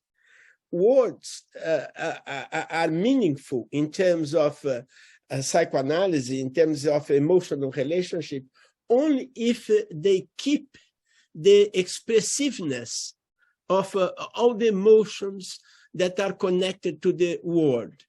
So it's not a particular word, but a process of wording, of turning something into language, which I think is important. And we need to relate that to experience or to experiencing in order to complement the idea of word. But I think that it is transformation related to the development of levels of abstractions and modes of expressions as well. But I would need time and the opportunity to talk with someone like you all in order to develop more of that. I think that some... como é que é o nome do francês da imagem? No, I forgot the name of someone who was a good friend of mine also, who died. What is his name? Well, who wrote about the importance of representation in like Pierre Fédida. Oh, yes. Pierre Fédida. Pierre Fédida wrote a book about form and language. And I think that is an author which is very important to discuss those questions, although is an author that is very difficult to translate into any language. I think you agree, you who know him agree with that. It's difficult to translate in French. Yes, difficult to translate in French. Although there either just was or there is about to be an essay on him, on Fédida, appearing in the education section of the International Journal. Good. So it's worth looking into. Mm-hmm. As a beginning, yeah.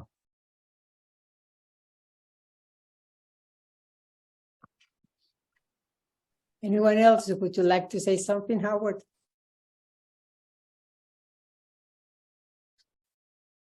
Maybe Gabriella has her thoughts together now. I don't know. Yeah, or Dominic or Elias. Yes. How much time do we have?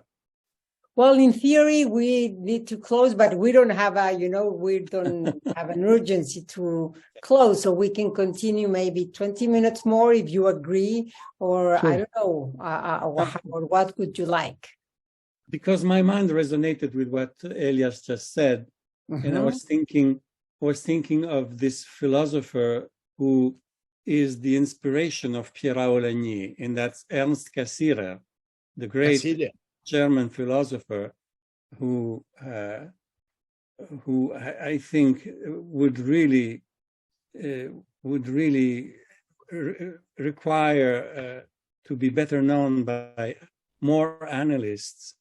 And Cassirer, in his study of the philosophy of symbolic forms, that it's a 3-volume opus that he wrote, in which I think she openly said that Pierre Aulagny said how much this was inspiring for her in her construction of the trilogy of the primal, the primary, and the secondary.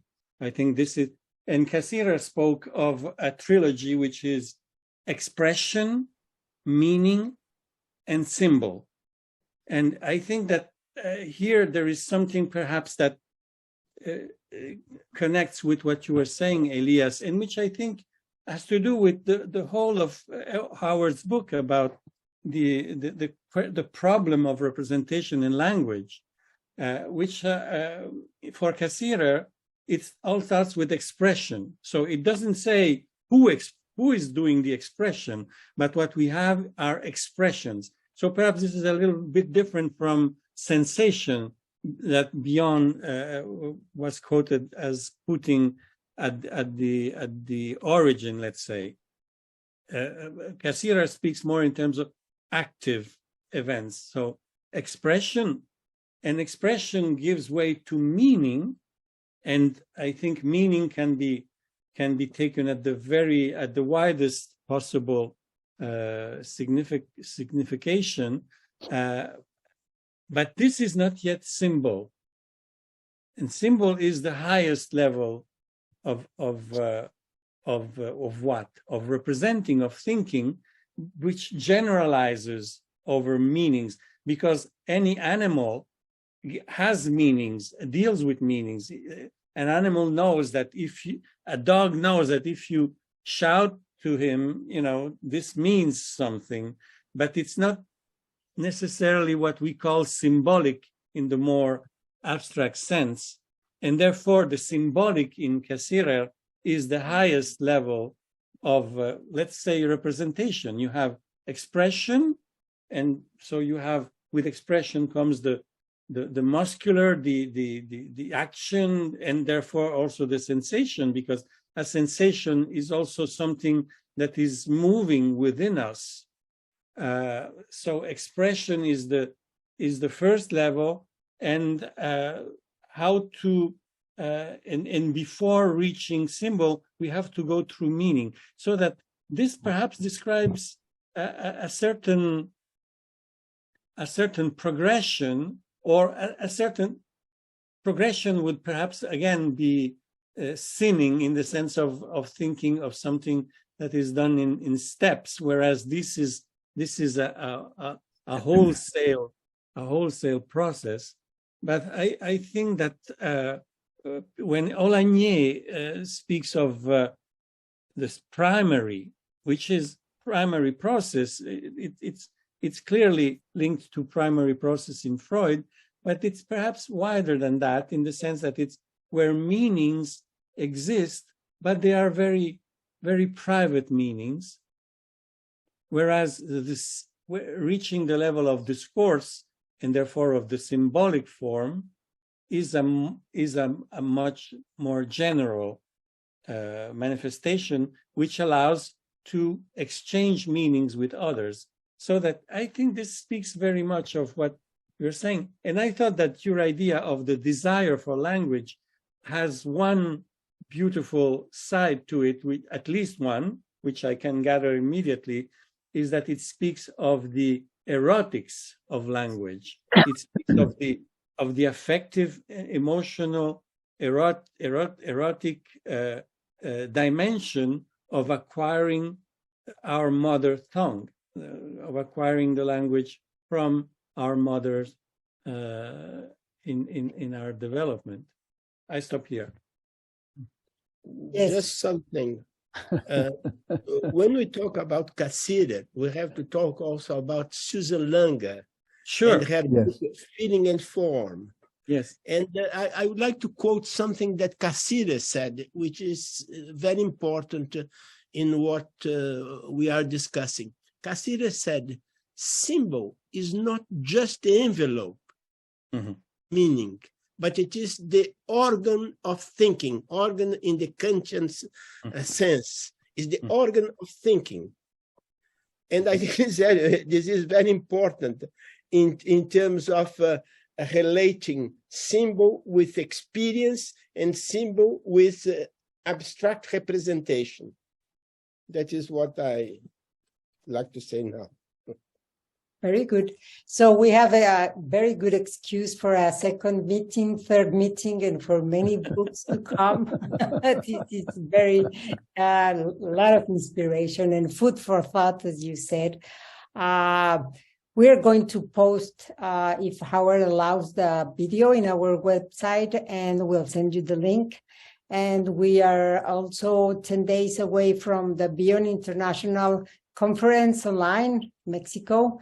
And I think this is also some of, these are also some of the important themes we can think about. That theme is oniric dimensions of the mind, which I think is in the air. So I will give Howard the last, not the last, but how about the next word? The next, yes, the next word. I'm going to do something very, what I think is something very Laplanchian. I'm going to create, I'm not going to say anything more to add to the discussion, which is already so fantastically rich and important and evocative, and say, and so leave us with the space in which each of us can begin to elaborate even further on what has struck us in the many different ways in which we've heard and experienced things today, and so that we can continue to be generative in ourselves and among ourselves with each other. And I think we should take this seriously in Hani, in terms of convening a dialogue around another conversation around these issues that have been raised and come out of this, because it's how we move our field and our thinking and ourselves forward. So again, I am so grateful, Hani, to you, to the foundation, to my discussants today, to the audience, and to everybody who's been part of this. And this is what the aliveness of psychoanalysis as a continuing and growing and evolving field is all about. So we are very, very fortunate to be here together, and I thank you all. Thanks to you. And lastly, I would like to ask if you could open your micro, so now we can give a big clap to Howard and to our guests as well.